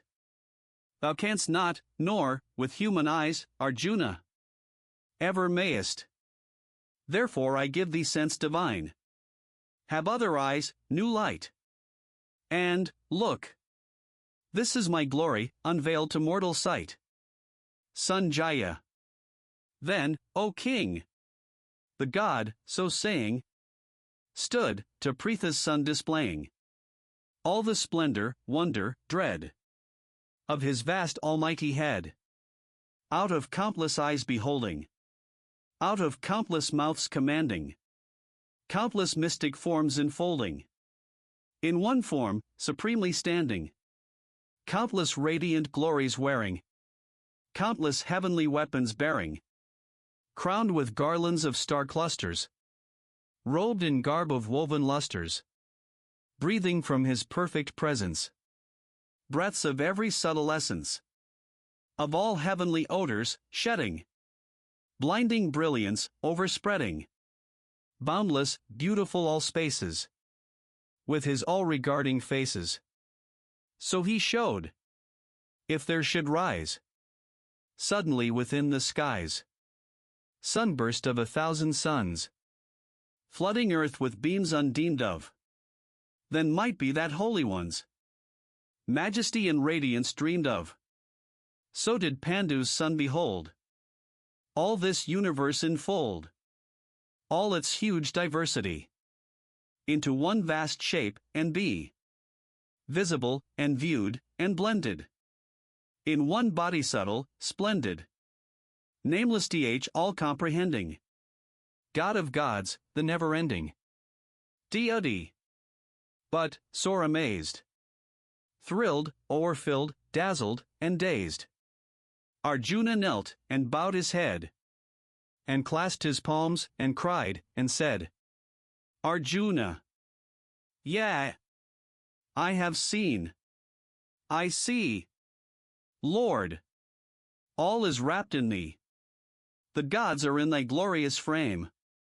The creatures of earth and heaven and hell in thy divine form dwell, and in thy countenance shine all the features of Brahma sitting lone upon his lotus throne, of saints and sages and the serpent races, Ananta Vasaki. Yea, mightiest Lord, I see thy thousand arms and breasts and faces, and eyes on every side, perfect, diversified, and nowhere end of thee, nowhere beginning, nowhere a center, shifts, wherever soul's gaze lifts, thy central self, all-wielding and all-winning, infinite King, I see the anadem on thee, the club, the shell, the discus, see thee burning in beams insufferable, lighting earth, heaven, and hell, with brilliance blazing, glowing, flashing, turning darkness to dazzling day. Look I whichever way. Ah, Lord! I worship thee, the undivided, the uttermost of thought, the treasure palace wrought to hold the wealth of the worlds, the shield provided to shelter virtue's laws, the fount whence life's stream draws all waters of all rivers of all being, the one unborn, unending, unchanging and unblending, with might and majesty, past thought, past seeing, silver of moon and gold, of sun are glories rolled from thy great eyes, thy visage, beaming tender, throughout the stars and skies, doth to warm life surprise. Thy universe, the worlds are filled with wonder of thy perfections. Space, star-sprinkled, and void place, from pole to pole of the blue, from bound to bound, hath thee in every spot. Thee, where thou art not, O holy, marvelous form, is nowhere found. O mystic, awful one, at sight of thee, made known, the three worlds quake, the lower gods draw nigh thee. They fold their palms and bow, body and breast and brow, and, whispering worship, laud and magnify thee. Rishis and siddhas cry, Hail! Highest majesty! From sage and singer breaks the hymn of glory, in dulcet harmony, sounding the praise of thee, while countless companies take up the story. Rudras, who ride the storms, Aditya's shining forms, Vasus and Sathyas, Vishvas, Ushmapas, Maruts, and those great twins, the heavenly, fair, Ashwins, Gandharvas, Rakshasas, Siddhas, and Asuras, FN number 22. These see thee, and revere, in sudden stricken fear. Yea, the worlds, seeing thee with form stupendous, with faces manifold, with eyes which all behold, unnumbered eyes, vast arms, members tremendous, flanks lit with sun and star, feet planted near and far, tushes of terror, mouths wrathful and tender, the three wide worlds before thee, adore as I adore thee, quake as I quake, to witness so much splendor. I mark thee strike the skies, with front, in wondrous wise, huge, rainbow painted, glittering, and thy mouth opened, and orbs which see all things, whatever be, in all thy worlds, east, west, and north and south. O eyes of God! O head! My strength of soul is fled. Gone is heart's force, rebuked is mind's desire. When I behold thee so, with awful brows aglow, with burning glance and lips lighted by fire, fierce as those flames which shall consume, at close of all, earth, heaven. Ah me! I see no earth and heaven. Thee, Lord of Lords, I see the only thee. Now let thy mercy unto me be given. Thou refuge of the world. Lo! To the cavern hurled. Of thy wide open throat and lips white tushed, I see our noblest ones. Great Dhritarashtra's sons. Bhishma, Drona, and Karna, caught and crushed. The kings and chiefs drawn in. That gaping gorge within. The best of both these armies torn and riven. Between thy jaws they lie. Mangled full bloodily. Ground into dust and death. Like streams down driven. With helpless haste, which go in headlong furious flow. Straight to the gulfing deeps of th unfilled ocean. So to that flaming cave. Those heroes great and brave.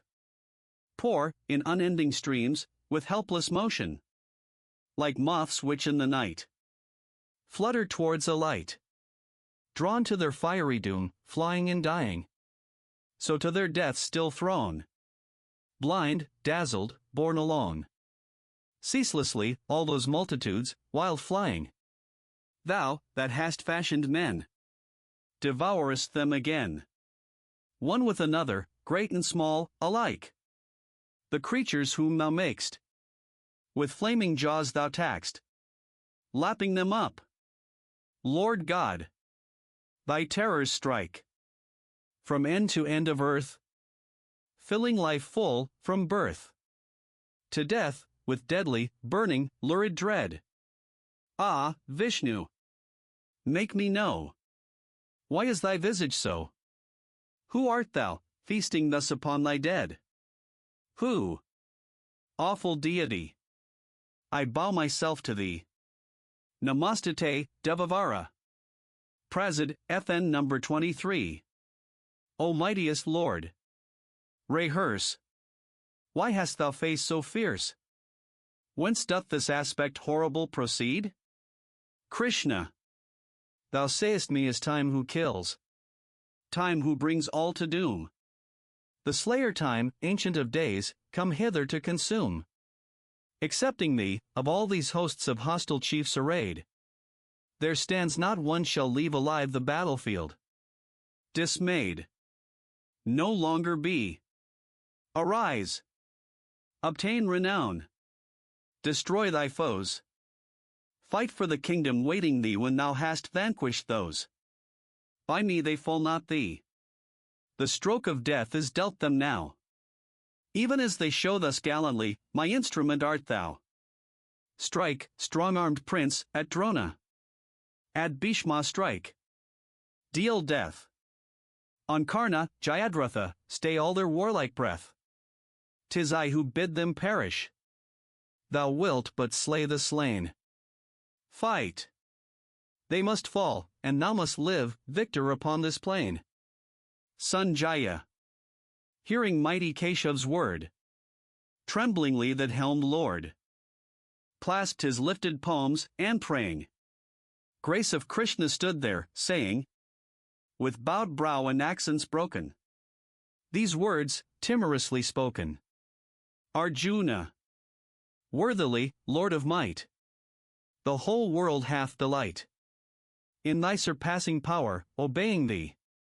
The Rakshasas, in dread, at sight of thee, are sped to all four quarters, and the company of Siddhos sound thy name. How should they not proclaim thy majesties, divinest, mightiest?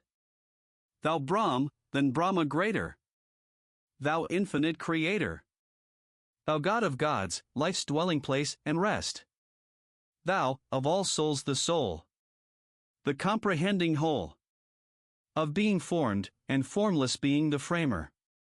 O utmost one! O Lord! Older than Eld, who stored the worlds with wealth of life. O treasure claimer! Who wottest all, and art wisdom thyself. O part in all, and all, for all from thee have risen. Numberless now I see. The aspects are of thee. Vayu, FN number 24, thou art, and he who keeps the prison. Of Narak, Yama dark. And Agni's shining spark. Varana's waves are thy waves. Moon and starlight are thine. Prajapati art thou, and 'tis to thee they knelt in worshipping the old world's far light, the first of mortal men. Again, thou God. Again. 1,000,000 times be magnified. Honor and worship be. Glory and praise to thee. Namo, Namaste, cried on every side. Cried here, above, below. Uttered when thou dost go. Uttered where thou dost come.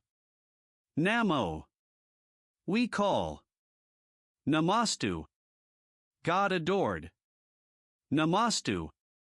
Nameless Lord. Hail to thee. Praise to thee. Thou one in all. For thou art all. Yeah, thou. Ah. If in anger now thou shouldst remember I did think thee friend, speaking with easy speech, as men use each to each, did call thee Krishna, Prince, nor comprehend thy hidden majesty, the might, the awe of thee, did, in my heedlessness, or in my love, on journey, or in jest, or when we lay at rest, sitting at council, straying in the grove, alone, or in the throng, do thee, most holy, wrong. Be thy grace granted for that witless sin. For thou art, now I know, Father of all below, of all above, of all the worlds within, Guru of gurus, more to reverence and adore than all which is adorable and high. How, in the wide worlds three, should any equal be? Should any other share thy majesty? Therefore, with body bent and reverent intent, I praise, and serve, and seek thee, asking grace. As father to a son, as friend to friend, as one who loveth to his lover, turn thy face in gentleness on me. Good is it I did see this unknown marvel of thy form. But fear mingles with joy. Retake, dear Lord, for pity's sake, thine earthly shape, which earthly eyes may bear. Be merciful, and show the visage that I know. Let me regard thee, as of yore, arrayed with disk and forehead gem, with mace and anadem, thou that sustainest all things, undismayed.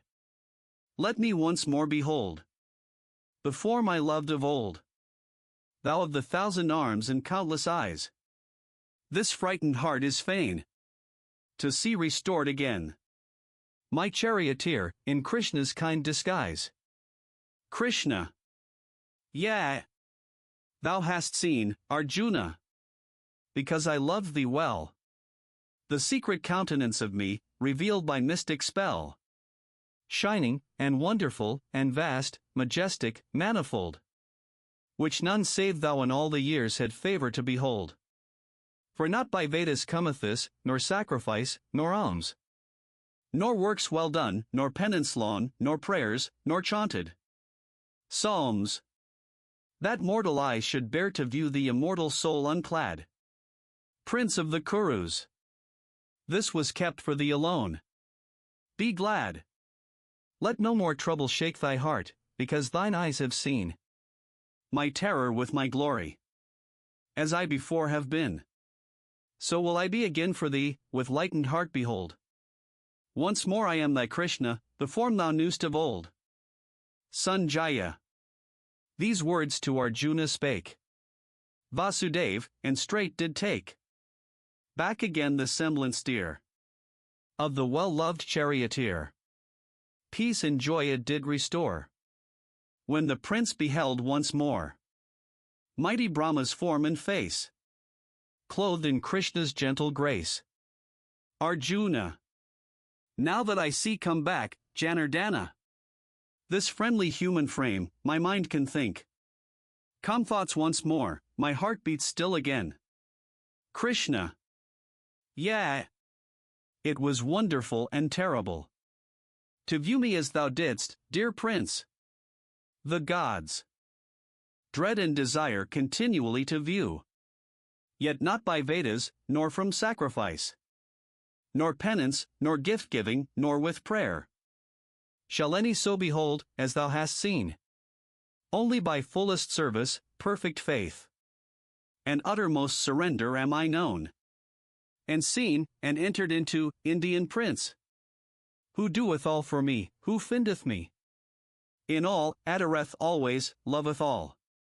Which I have made, and me, for love's sole end. That man, Arjuna, unto me doth wend. Here in Death Chapter 11 of the Bhagavad Gita, entitled Viswarupadarsanam, or the Book of the Manifesting of the One in Manifold. Chapter 12 Arjuna. Lord, of the men who serve thee true in heart, as God revealed, and of the men who serve, worshipping the unrevealed, unbodied, far, which take the better way of faith and life. Krishna.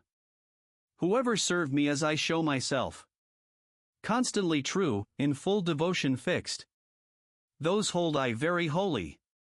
But who serve, worshipping me the one, the invisible, the unrevealed, unnamed, unthinkable, uttermost, all-pervading, highest, sure, who thus adore me, mastering their sense, of one set mind to all, glad in all good. These blessed souls come unto me. Yet, hard the travail is for such as bend their minds to reach unmanifest that viewless path, shall scarce be trod by man bearing the flesh. But whereso any doeth all his deeds, renouncing self for me, full of me, fixed, to serve only the highest, night and day, musing on me, him will I swiftly lift forth from life's ocean of distress and death, whose soul clings fast to me. Cling now to me, clasp me with heart and mind, so shalt thou dwell surely with me on high. But if thy thought droops from such height, if thou be'st weak to set body and soul upon me constantly, despair not, give me lower service, seek to reach me, worshipping with steadfast will. And, if thou canst not worship steadfastly, work for me, toil in works pleasing to me. For he that laboureth right for love of me shall finally attain. But, if in this thy faint heart fails, bring me thy failure. Find refuge in me. Let fruits of labor go, renouncing hope for me, with lowliest heart. So shalt thou come, for, though to know is more than diligence, yet worship better is than knowing, and renouncing better still. Near to renunciation, very near, dwelleth eternal peace. Who hateth not of all which lives, living himself benign, compassionate, from arrogance exempt, exempt from love of self, unchangeable, by good or ill, patient, contented, firm, in faith, mastering himself, true to his word, seeking me, heart and soul, vowed unto me. That man I love, who troubleth not his kind, and is not troubled by them, clear of wrath, living too high for gladness, grief, or fear. That man I love, who, dwelling quiet-eyed, FN number 25, stainless, serene, well-balanced, unperplexed, working with me, yet from all works detached. That man I love, who, fixed in faith on me, dotes upon none, scorns none, rejoices not, and grieves not, letting good or evil hap, light when it will, and when it will depart. That man I love, who, unto friend and foe, keeping an equal heart, with equal mind, bears shame and glory, with an equal peace. Takes heat and cold, pleasure and pain, abides. Quit of desires, hears praise or calumny. In passionless restraint, unmoved by each. Linked by no ties to earth, steadfast in me. That man I love. But most of all I love those happy ones to whom 'tis life to live. In single fervid faith and love unseeing. Drinking the blessed Amrit of my being. Here in Death Chapter 12 of the Bhagavad Gita, entitled Bhakti-yog, or the Book of the Religion of Faith. Chapter 13 Arjuna. Now what I hear, O gracious Kesava, FN number 26. Of life which seems, and soul beyond, which sees. And what it is we know or think to know. Krishna. Yea. Son of Kunti. For this flesh ye see. Is Kshetra, is the field where life disports. And that which views and knows it is the soul. Kshetrajna. In all fields, thou Indian prince. I am Kshetrajna. I am what surveys. Only that knowledge knows which knows the known. By the knower, FN number 27, what it is, that field of life. What qualities it hath, and whence it is. And why it changeth, and the faculty. That wotteth it, the mightiness of this. And how it wotteth hear these things from me. FN number 28. The elements, the conscious life, the mind. The unseen vital force, the 9 strange gates. Of the body, and the 5 domains of sense. Desire, dislike, pleasure and pain, and thought. Deep woven, and persistency of being. These all are wrought on matter by the soul. Humbleness, truthfulness, and harmlessness. Patience and honor, reverence for the wise. Purity, constancy, control of self. Contempt of sense delights, self-sacrifice. Perception of the certitude of ill. In birth, death, age, disease, suffering, and sin. Detachment, lightly holding unto home. Children, and wife, and all that bindeth men. An ever tranquil heart in fortune's good. And fortune's evil, with a will set firm. To worship me only. Ceasing not. Loving all solitudes, and shunning noise. Of foolish crowds, endeavors resolute. To reach perception of the utmost soul. And grace to understand what gain it were. So to attain this is true wisdom, Prince. And what is otherwise is ignorance. Now will I speak of knowledge best to know. That truth which giveth man Amrit to drink. The truth of him, the Parabrahm, the All. The uncreated, not a sat, not sat. Not form, nor the unformed, yet both, and more. Whose hands are everywhere, and everywhere. Planted his feet, and everywhere his eyes. Beholding, and his ears in every place. Hearing, and all his faces everywhere. Enlightening and encompassing his worlds. Glorified in the senses he hath given. Yet beyond sense he is, sustaining all. Yet dwells he unattached, of forms and modes.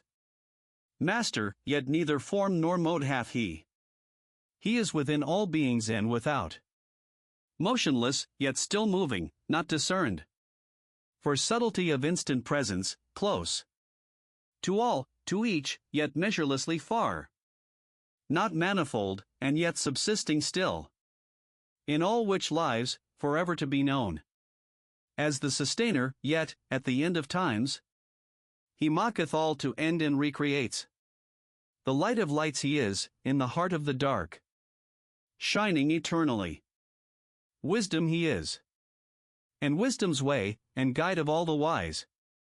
Planted in every heart. So have I told. Of life's stuff, and the molding, and the lore. To comprehend. Whoso, adoring me, perceiveth this, shall surely come to me. Know thou that nature and the spirit both have no beginning. Know that qualities and changes of them are by nature wrought. That nature puts to work the acting frame. But spirit doth inform it, and so cause feeling of pain and pleasure. Spirit, linked to moulded matter, entereth into bond with qualities by nature framed, and, thus, married to matter, breeds the birth again. In good or evil yonis, FN number 29. Yet is this. Yeah. In its bodily prison, spirit pure. Spirit supreme, surveying, governing, guarding, possessing, Lord and Master still. Purusha, ultimate, one soul with me. Whoso thus knows himself, and knows his soul. Purusha, working through the qualities. With nature's modes, the light hath come for him. Whatever flesh he bears, never again shall he take on its load? Some few there be. By meditation find the soul in self. Self-schooled, and some by long philosophy. And holy life reach thither, some by works. Some, never so attaining, hear of light from other lips, and seize, and cleave to it. Worshipping, yeah. And those to teaching true. Overpass death. Wherever, Indian prince. Life is of moving things, or things unmoved. Plant or still seed know, what is there hath grown. By bond of matter and of spirit, no. He sees indeed who sees in all alike. The living, lordly soul, the soul supreme. Imperishable amid the perishing. For, whoso thus beholds, in every place, in every form, the same, one, living life, doth no more wrongfulness unto himself, but goes the highest road which brings to bliss. Seeing, he sees, indeed, who sees that works. Our nature's wont, for soul to practice by. Acting, yet not the agent, sees the mass of separate living things, each of its kind, issue from one, and blend again to one. Then hath he Brahma, he attains. O Prince! That ultimate, high spirit, uncreate, unqualified, even when it entereth flesh, taketh no stain of acts, worketh in naught, like to the ethereal air, pervading all, which, for sheer subtlety, avoideth taint. The subtle soul sits everywhere, unstained, like to the light of the all-piercing sun, which is not changed by aught it shines upon. The soul's light shineth pure in every place. And they who, by such eye of wisdom, see how matter, and what deals with it, divide, and how the spirit and the flesh have strife, those wise ones go the way which leads to life. Here ends chapter 13 of the Bhagavad Gita, entitled Kshetra Kshetrajana Vibhagayag, or the Book of Religion by Separation of Matter and Spirit. Chapter 14 Krishna. Yet farther will I open unto thee this wisdom of all wisdoms, uttermost, the which possessing, all my saints have passed to perfectness, on such high verities, reliant, rising into fellowship with me, they are not born again at birth of kalpas, nor at pralyas suffer change. This universe the womb is where I plant, seed of all lives. Thence, Prince of India, comes birth to all beings. Whoso, Kunti's son, mothers each mortal form, Brahma conceives. And I am he that fathers, sending seed. Satwan, Rajas, and Tamas so are named. The qualities of nature, self-fastness, passion, and ignorance. These three bind down the changeless spirit in the changeful flesh, whereof sweet soothfastness, by purity, living unsullied and enlightened, binds the sinless soul to happiness and truth. And passion, being kin to appetite, and breeding impulse and propensity, binds the embodied soul, O Kunti's son, by tie of works. But ignorance begat of darkness, blinding mortal men, binds down their souls to stupor, sloth, and drowsiness. Yeah, Prince of India. Soothfastness binds souls in pleasant wise to flesh, and passion binds by toilsome strain, but ignorance, which blots the beams of wisdom, binds the soul to sloth. Passion and ignorance, once overcome, leaves soothfastness, O Bharata. Where this with ignorance are absent, passion rules, and ignorance in hearts not good nor quick. When at all gateways of the body shines the lamp of knowledge, then may one see well. Self-fastness settled in that city reigns, where longing is, and ardor, and unrest, impulse to strive and gain, and avarice, those spring from passion prince ingrained, and where darkness and dullness, sloth and stupor are. 'Tis ignorance hath caused them, Kuru chief. Moreover, when a soul departeth, fixed in self-fastness, it goeth to the place perfect and pure of those that know all truth. If it departeth in set habitude of impulse, it shall pass into the world of spirits tied to works, and, if it dies in hardened ignorance, that blinded soul is born anew in some unlighted womb. The fruit of soothfastness is true and sweet. The fruit of lusts is pain and toil, the fruit of ignorance is deeper darkness. Yea, for light brings light, and passion ache to have, and gloom, bewilderments, and ignorance grow forth from ignorance.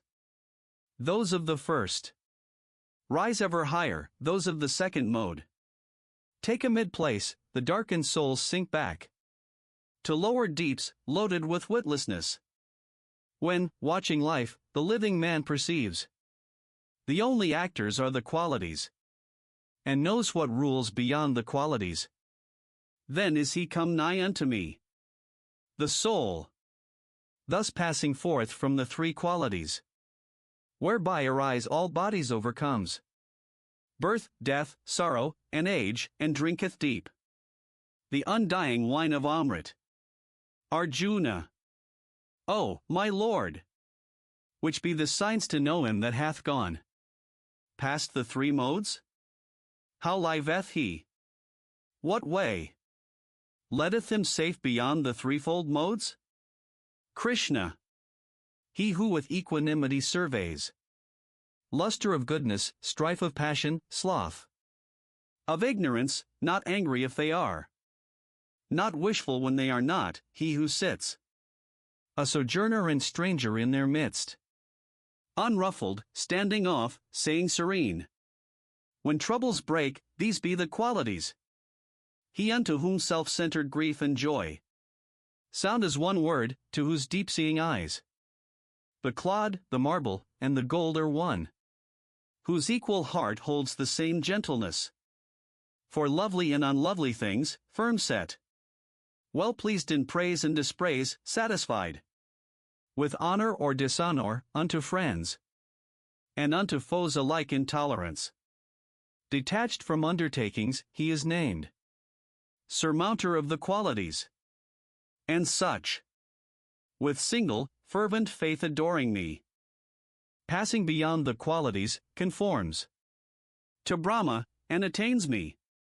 For I am that whereof Brahma is the likeness. Mine, the Amrit is, and immortality is mine, and mine perfect felicity. Here ends chapter 14 of the Bhagavad Gita, entitled Gunatraya Vibhagayog, or the Book of Religion by Separation from the Qualities. Chapter 15 Krishna. Men call the Aswatha the banyan tree, which hath its boughs beneath, its roots above, the ever-holy tree. Yea, for its leaves are green and waving hymns which whisper truth. Who knows the Aswatha, knows Veds, and all. Its branches shoot to heaven and sink to earth, FN number 30. Even as the deeds of men, which take their birth From qualities, its silver sprays and blooms, and all the eager verdure of its girth leap to quick life at kiss of sun and air, as men's lives quicken to the tempting sphere of wooing sense, its hanging rootlets seek the soil beneath, helping to hold it there, as actions wrought amid this world of men bind them by ever-tightening bonds again. If ye knew well the teaching of the tree, what its shape saith, and whence it springs, and, then, how it must end, and all the ills of it, the axe of sharp detachment ye would whet, and cleave the clinging snaky roots, and lay this swatha of sense-life low to set new growths upspringing to that happier sky, which they who reach shall have no day to die, nor fade away, nor fall to him, I mean, Father and First, who made the mystery of old creation, for to him come they, from passion and from dreams who break away, who part the bonds constraining them to flesh, and him, the highest, worshipping alway, no longer grow at mercy of what breeze of summer pleasure stirs the sleeping trees, what blast of tempest tears them, bough and stem, to the eternal world pass such as these. Another sun gleams there, another moon, another light, not dusk, nor dawn, nor noon, which they who once behold return no more.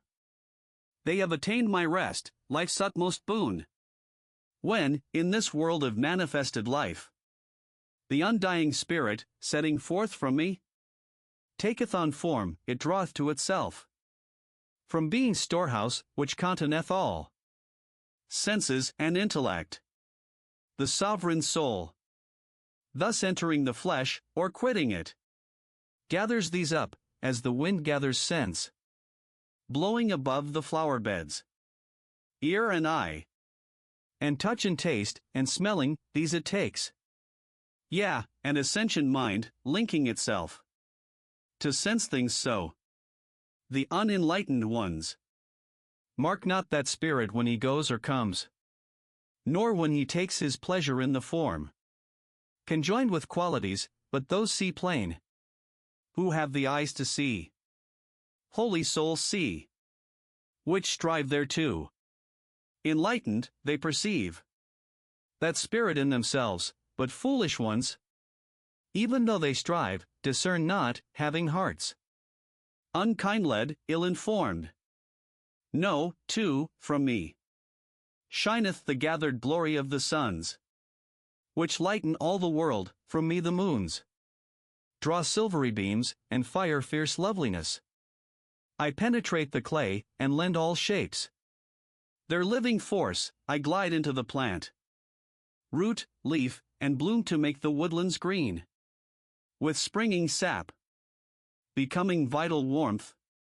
I glow in glad, respiring frames, and pass with outward and with inward breath to feed the body by all meats. FN number 31. For in this world, being is twofold, the divided, one, the undivided, one. All things that live are the divided, that which sits apart, the undivided. Higher still is he, the highest, holding all, whose name is Lord, the eternal, sovereign, first, who fills all worlds, sustaining them, and dwelling thus beyond divided being and undivided I. Am called of men and Vedas, life supreme, the Purushottama. Who knows me thus? With mind unclouded, knoweth all, dear Prince, and with his whole soul ever worshipeth me. Now is the sacred, secret mystery declared to thee. Who comprehendeth this hath wisdom. He is quit of works and bliss. Here ends chapter 15 of the Bhagavad Gita, entitled Purushottama Prapshyog, or the Book of Religion by Attaining the Supreme. Chapter 16 Krishna. Fearlessness, singleness of soul, the will. always to strive for wisdom, open hand, and governed appetites, and piety, and love of lonely study, humbleness, uprightness, heed to injure not which lives, truthfulness, slowness unto wrath, a mind that lightly letteth go what others prize, and equanimity, and charity, which speeth no man's faults, and tenderness towards all that suffer, a contented heart, fluttered by no desires, a bearing mild, modest, and grave, with manhood nobly mixed, with patience, fortitude, and purity, an unrevengeful spirit, never given to rate itself too high, such be the signs, O Indian prince, of him whose feet are set on that fair path which leads to heavenly birth. Deceitfulness, and arrogance, and pride, quickness to anger, harsh and evil speech, and ignorance, to its own darkness blind. These be the signs, my prince, of him whose birth is fated for the regions of the vile. FN number 32. The heavenly birth brings to deliverance. So shouldst thou know. The birth with Asuras brings into bondage. Be thou joyous, prince, whose lot is set apart for heavenly birth. 2 stamps there are marked on all living men, divine and undivine. I spake to thee. By what marks thou shouldst know the heavenly man? Hear from me now of the unheavenly. They comprehend not the unheavenly. How souls go forth from me, nor how they come back unto me, nor is there truth in these, nor purity, nor rule of life. This world hath not a law, nor order, nor a lord. So say they, nor hath risen up by cause, following on cause, in perfect purposing, but is none other than a house of lust. And, this thing thinking, all those ruined ones, of little wit, dark-minded give themselves to evil deeds, the curses of their kind, surrendered to desires insatiable, full of deceitfulness, folly, and pride, in blindness cleaving to their errors, caught into the sinful course, they trust this lie, as it were true, this lie which leads to death, finding in pleasure all the good which is, and crying, here it finisheth, ensnared in nooses of 100 idle hopes, slaves to their passion and their wrath, they buy wealth with base deeds, to glut hot appetites. Thus much, today, they say, we gained thereby. Such and such wish of heart shall have its fill, and this is ours, and th other shall be ours. Today we slew a foe, and we will slay our other enemy tomorrow. Look, are we not lords? Make we not goodly cheer? Is not our fortune famous, brave, and great? Rich are we, proudly born. What other men live like to us? Kill, then, for sacrifice. Cast largesse, and be merry. So they speak, darkened by ignorance, and so they fall, tossed to and fro with projects, tricked, and bound in net of black delusion, lost in lusts, down to foul Naraka. Conceited, fond, stubborn and proud, dead drunken with the wine of wealth, and reckless, all their offerings have but a show of reverence, being not made in piety of ancient faith. Thus vowed to selfhood, force, insolence, feasting, wrath. These my blasphemers, in the forms they wear, and in the forms they breed, my foemen are. Hateful and hating, cruel, evil, vile, lowest and least of men, whom I cast down again, and yet again, at end of lives, into some devilish womb, whence birth by birth the devilish wombs respawn them, all beguiled. And, till they find and worship me, sweet prince, tread they that nether road. The doors of hell are threefold, whereby men to ruin pass. The door of lust, the door of wrath, the door of avarice. Let a man shun those three, he who shall turn aside from entering all those three gates of Narak wendeth straight to find his peace, and comes to Swarga's gate. FN number 33. Here in Death Chapter 16 of the Bhagavad Gita, entitled Devesa Resapadwibhagayag, or the Book of the Separateness of the Divine and Undivine. Chapter 17 Arjuna. If men forsake the holy ordinance, heedless of Shastras, yet keep faith at heart, and worship, what shall be the state of those? Great Krishna. Satwan, Rajas, Tamas? Say, Krishna.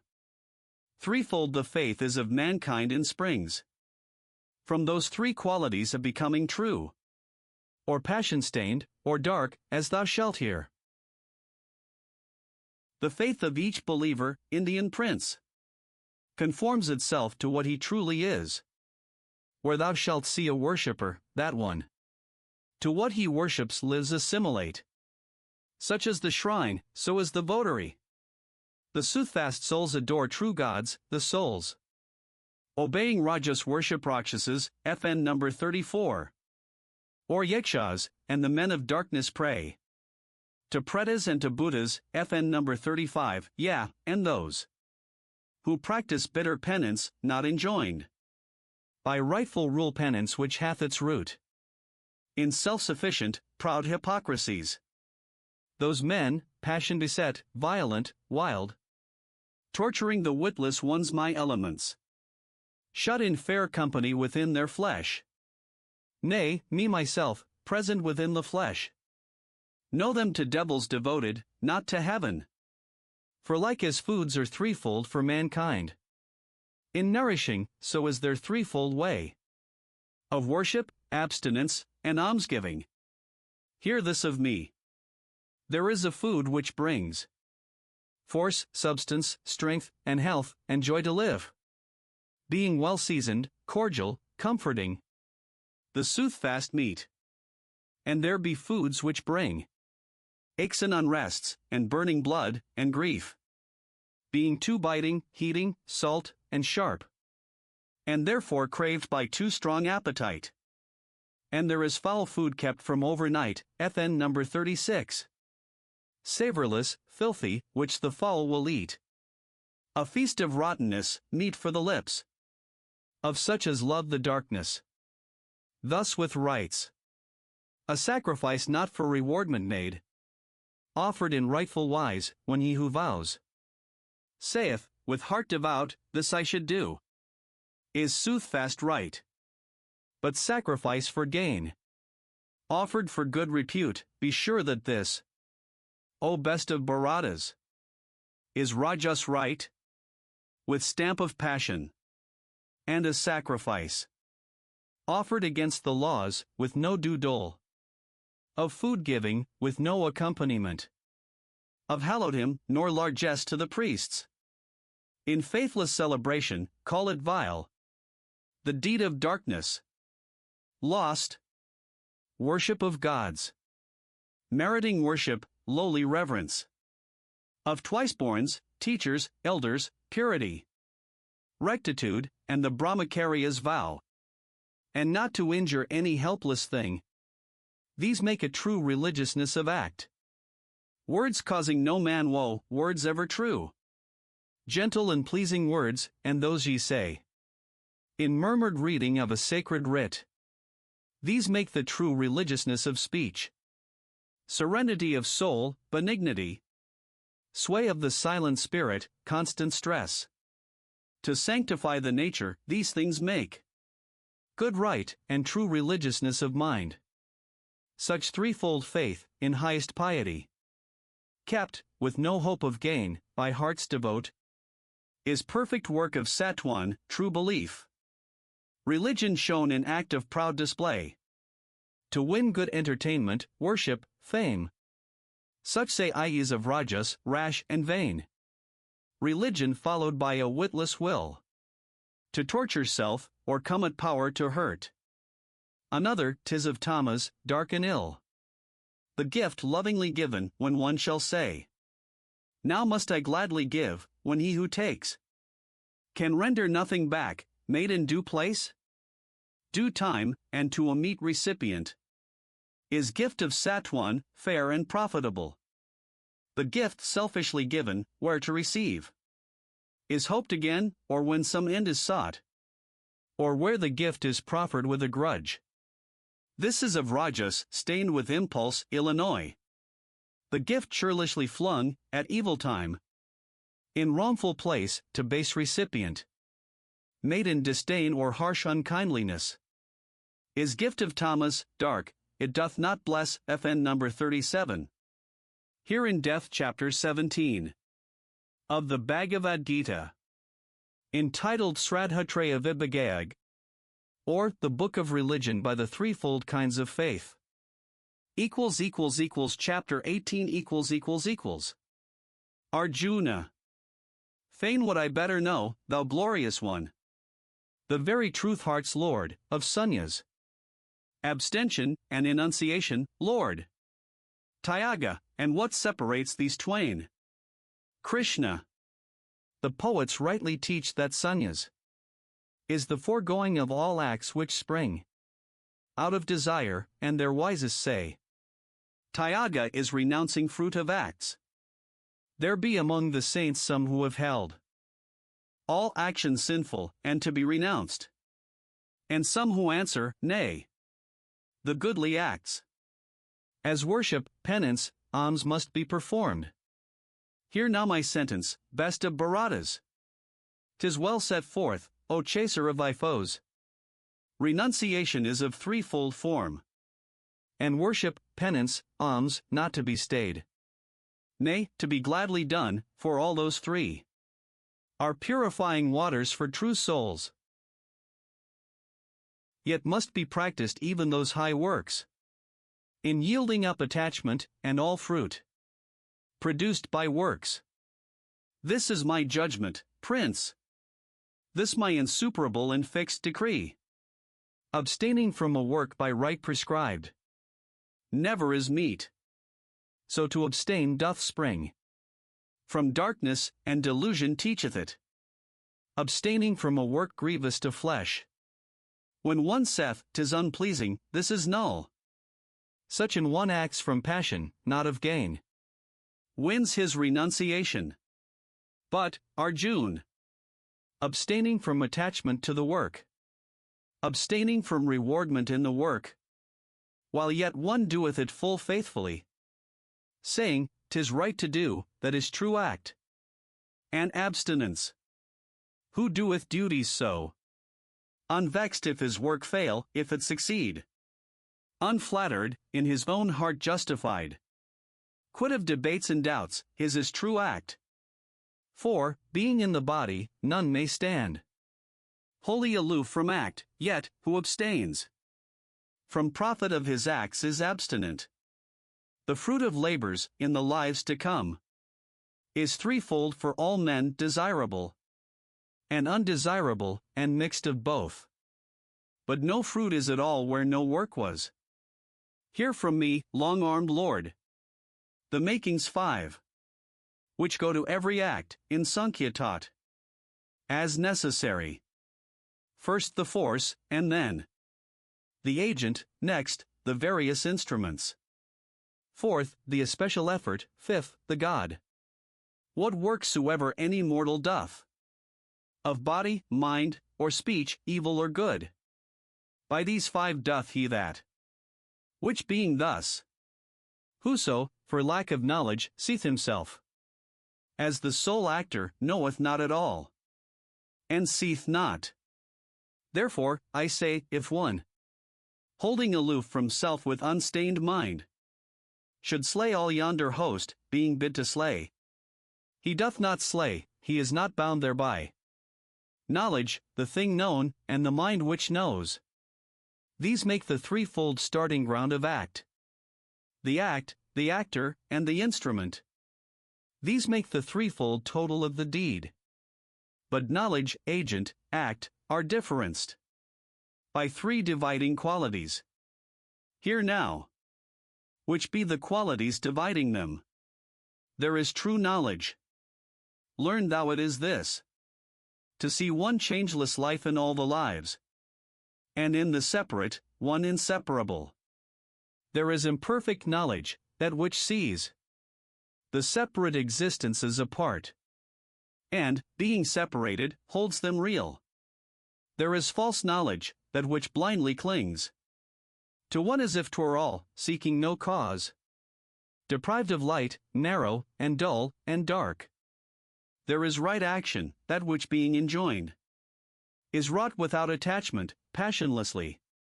For duty, not for love, nor hate, nor gain.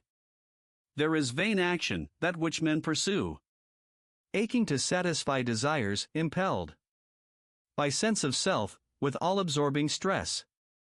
This is of rajas passionate and vain. There is dark action, when one doth a thing, heedless of issues, heedless of the hurt or wrong for others, heedless if he harm his own soul. 'Tis of tamas, black and bad. There is the rightful doer, he who acts free from self-seeking, humble, resolute, steadfast, in good or evil hap the same. Content to do a right, he truly acts.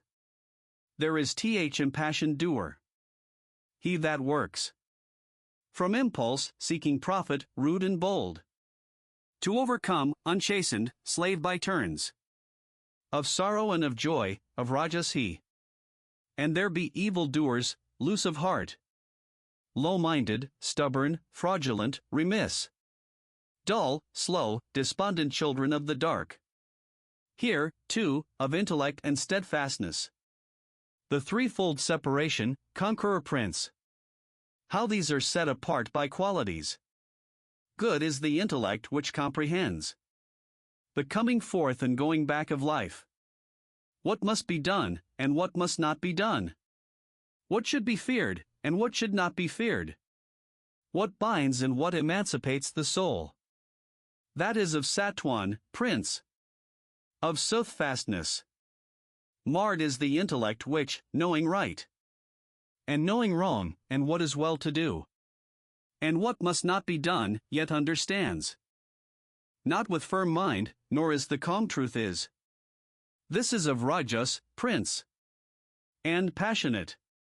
Evil is intellect which, wrapped in gloom, looks upon wrong as right, and sees all things contrariwise of truth. O Pritha's son! That is of tamas, dark and desperate. Good is the steadfastness whereby a man masters his beats of heart, his very breath of life, the action of his senses, fixed in never shaken faith and piety. That is of Satwan, prince. Soothfast and fair. Stained is the steadfastness whereby a man holds to his duty, purpose, effort, end, for life's sake, and the love of goods to gain. Arjuna. 'Tis of rajas, passion stamped. Sad is the steadfastness wherewith the fool cleaves to his sloth, his sorrow, and his fears, his folly and despair. This Pritha's son is born of tamas, dark and miserable. Hear further, chief of Bharatas, from me, the threefold kinds of pleasure which there be. Good pleasure is the pleasure that endures, banishing pain, for bitter at first, as poison to the soul, but afterward sweet as the taste of amrit. Drink of that. It springeth in the spirit's deep content, and painful pleasure springeth from the bond between the senses and the sense world. Sweet as amrit is its first taste, but its last bitter as poison. 'Tis of rajas, prince. And foul and dark the pleasure is which springs from sloth and sin and foolishness, at first, and at the last, and all the way of life. The soul bewildering. 'Tis of tamas, prince. For nothing lives on earth, nor midst the gods, in utmost heaven, but hath its being bound with these three qualities, by nature framed. The work of Brahmins, Kshatriyas, Vaishyas, and Sudras, O thou slayer of thy foes, is fixed by reason of the qualities planted in each. A Brahman's virtues, prince, born of his nature, are serenity, self-mastery, religion, purity, patience, uprightness, learning, and to know the truth of things which be. A Kshatriya's pride, born of his nature, lives in valor, fire, constancy, skillfulness, spirit in fight, and open-handedness and noble mien, as of a lord of men. A Vaishya's task, born with his nature, is to till the ground, tend cattle, venture trade. A Sudra's state, suiting his nature, is to minister. Whoso performeth diligent, content, the work allotted him, whatever it be, lays hold of perfectness. Hear how a man findeth perfection, being so content. He findeth it through worship wrought by work. Of him that is the source of all which lives. Of him by whom the universe was stretched. Better thine own work is, though done with fault, than doing others' work, evan excellently. He shall not fall in sin who fronts the task set him by nature's hand. Let no man leave his natural duty, prince, though it bear blame. For every work hath blame, as every flame is wrapped in smoke. Only that man attains perfect surcease of work whose work was wrought with mind unfettered, soul wholly subdued, desires forever dead, results renounced.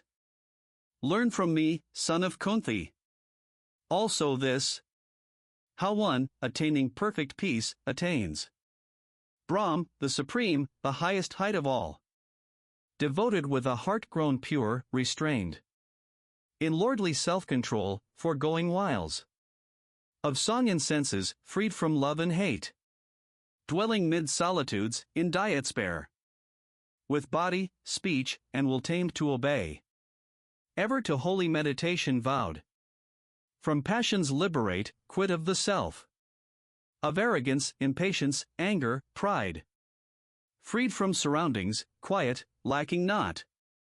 Such an one grows to oneness with the Brahm.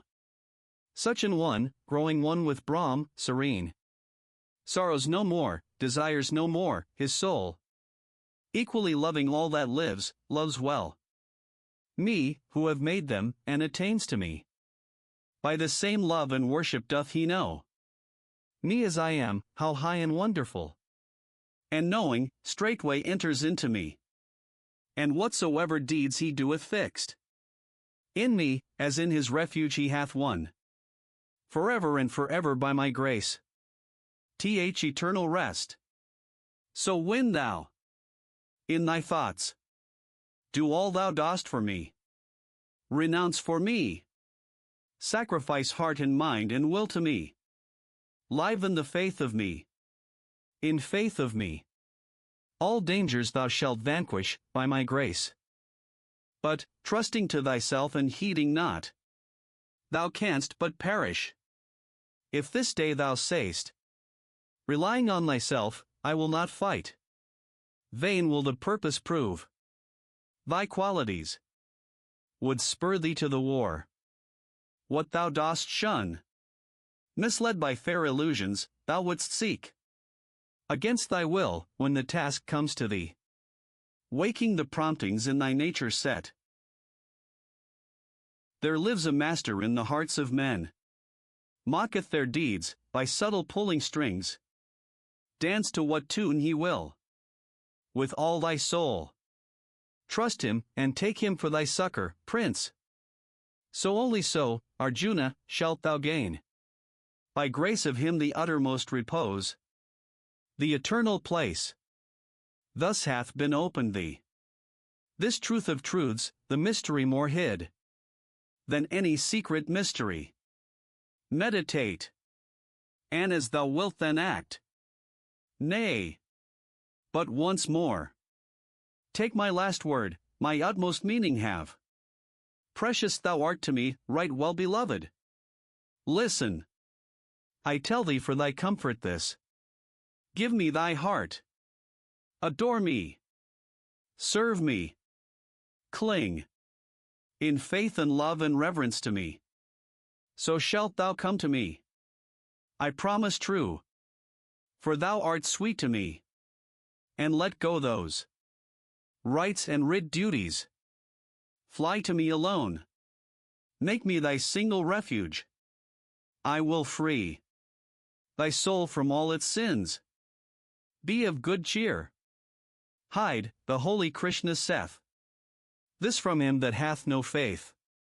Him that worships not, nor seeks wisdom's teaching when she speaks.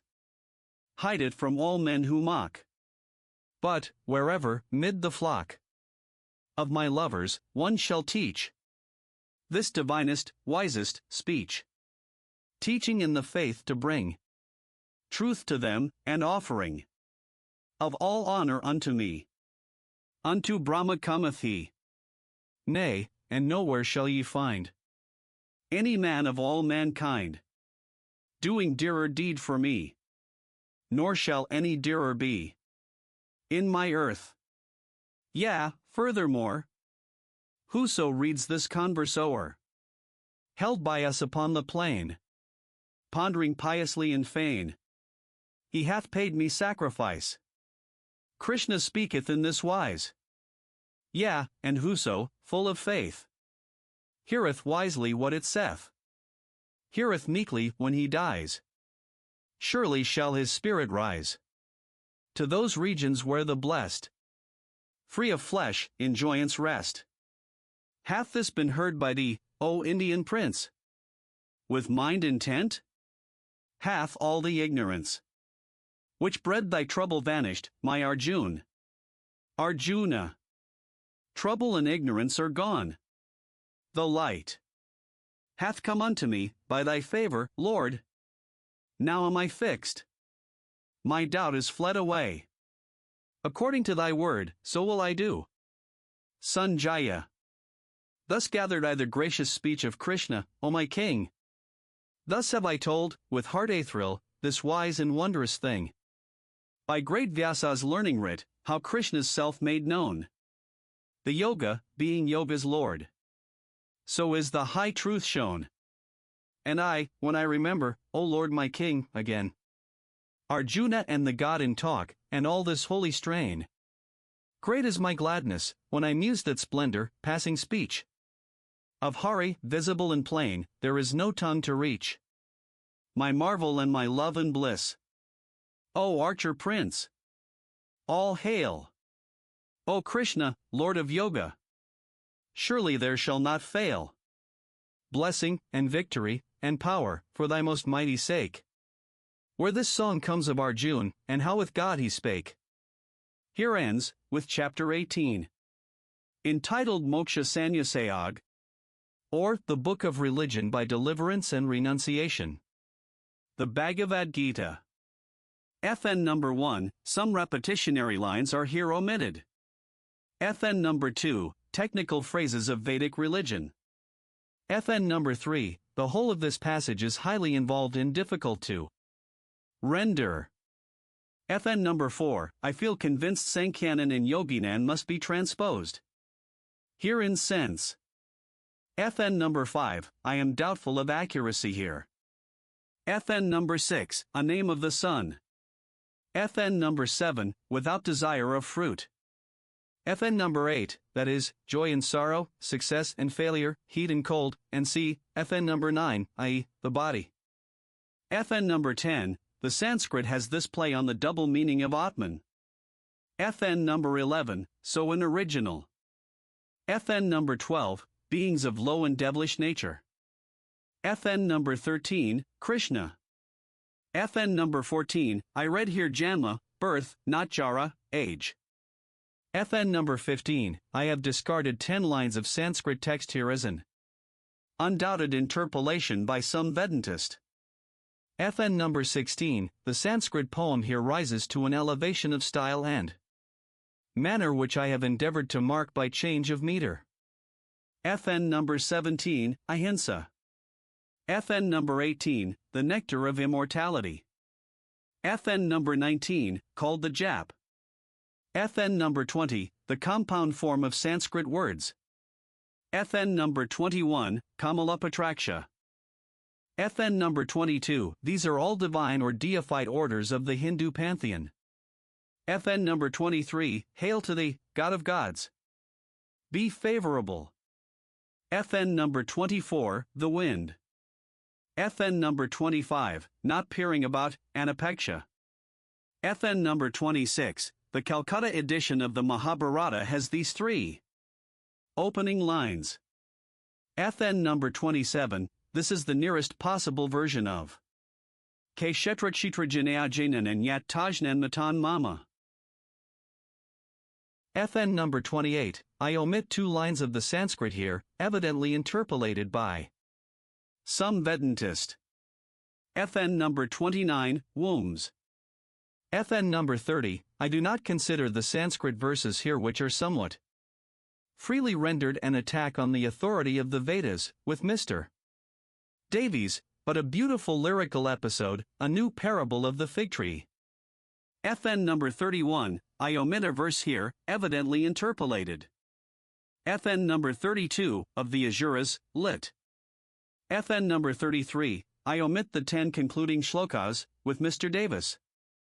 FN number 34, Rakshasas and Yakshas are unembodied but capricious beings of great power, gifts, and beauty, same times also of benignity.